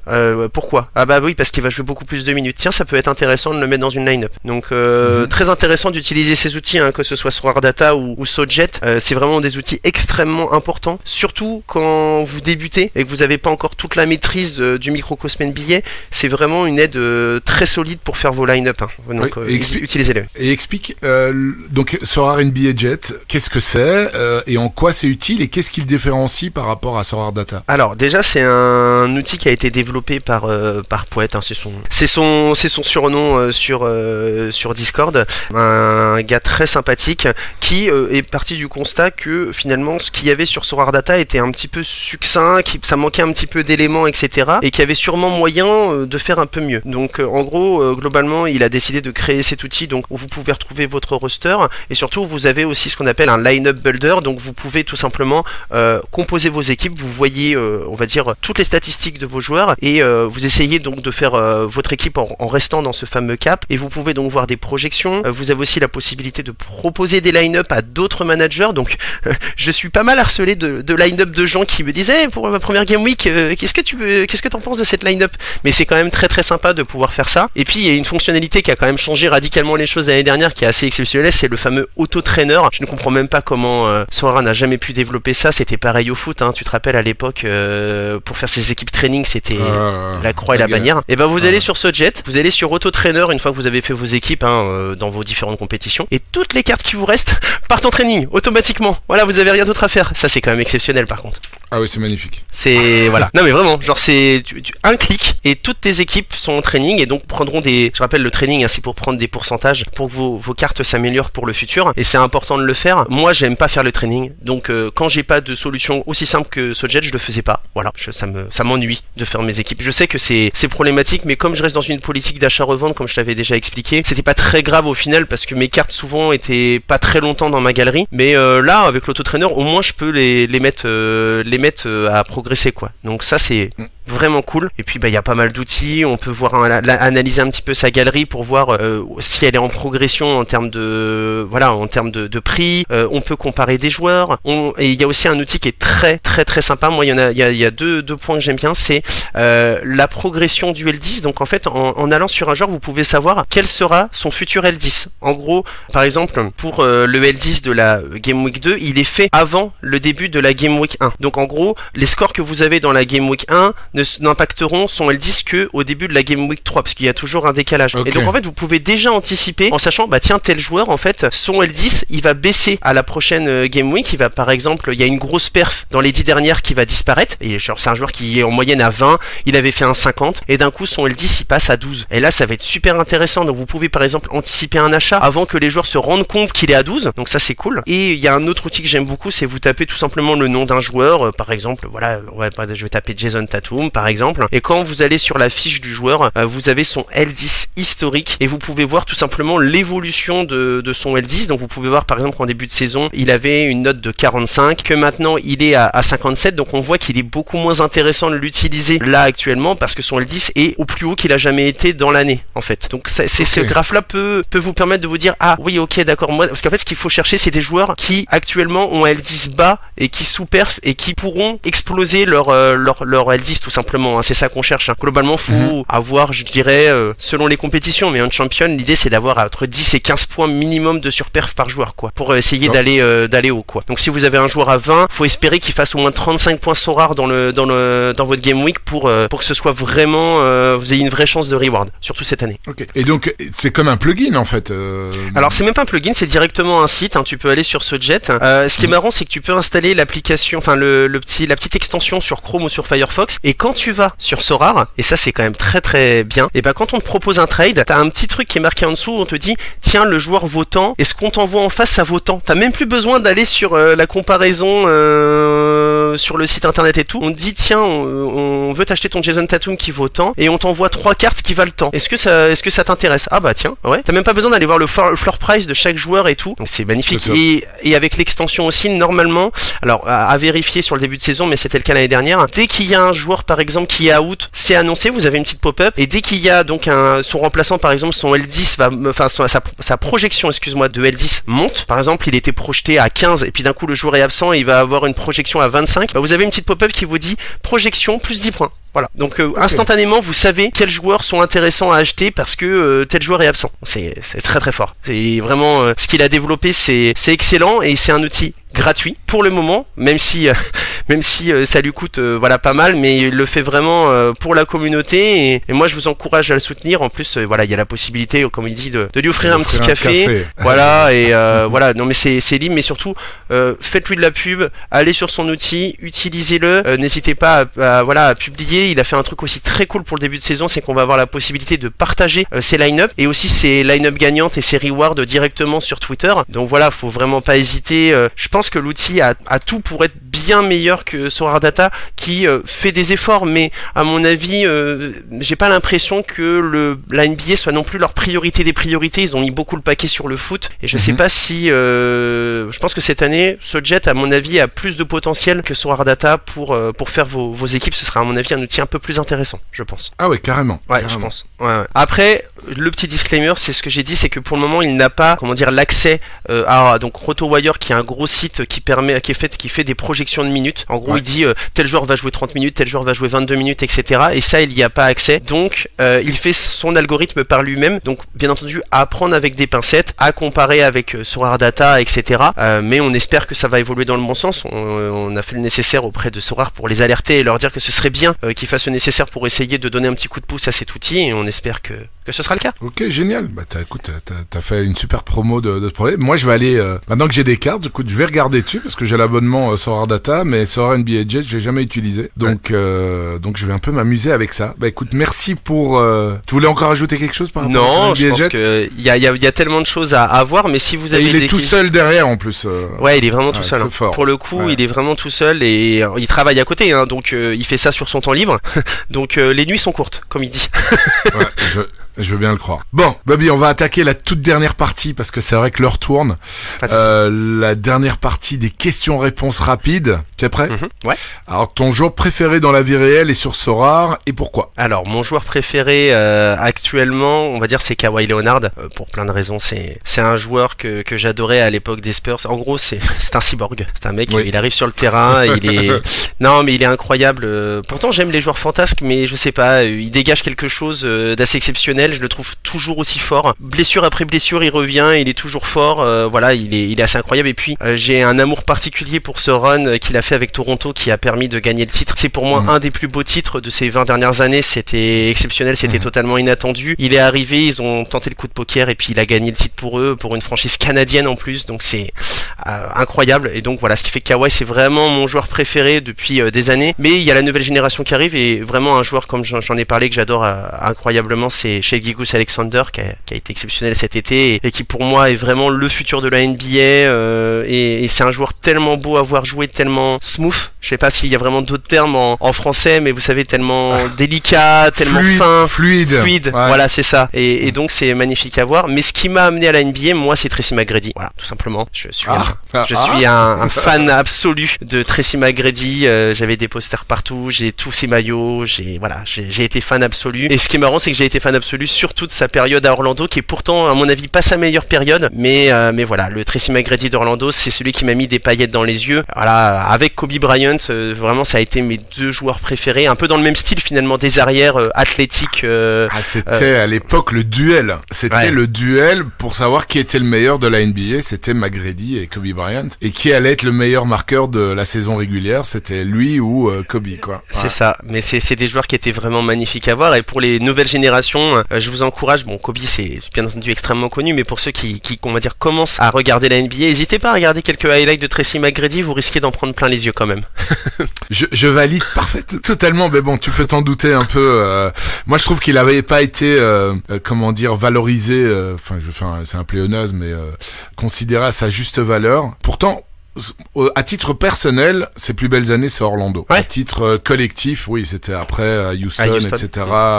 Voilà, mais c'était exceptionnel. Moi, comme je suis un peu plus vieux, ma référence c'est Penny Hardaway, qui avait le même numéro, le même poste, pas le même poste, mais voilà, des gars qui savaient absolument tout faire. Ok, super. Question suivante. Ton plus beau résultat. Alors, j'ai regardé parce que je me rappelais même pas de mon plus beau résultat. C'est ça qui est fou.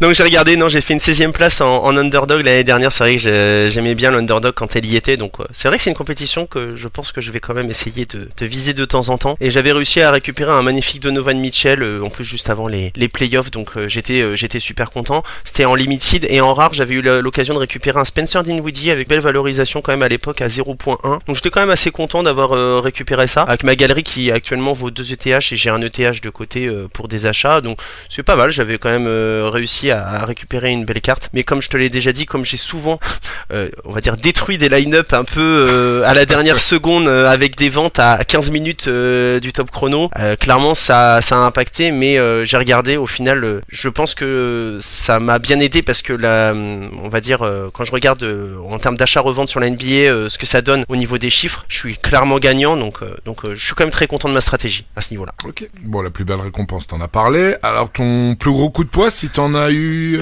un?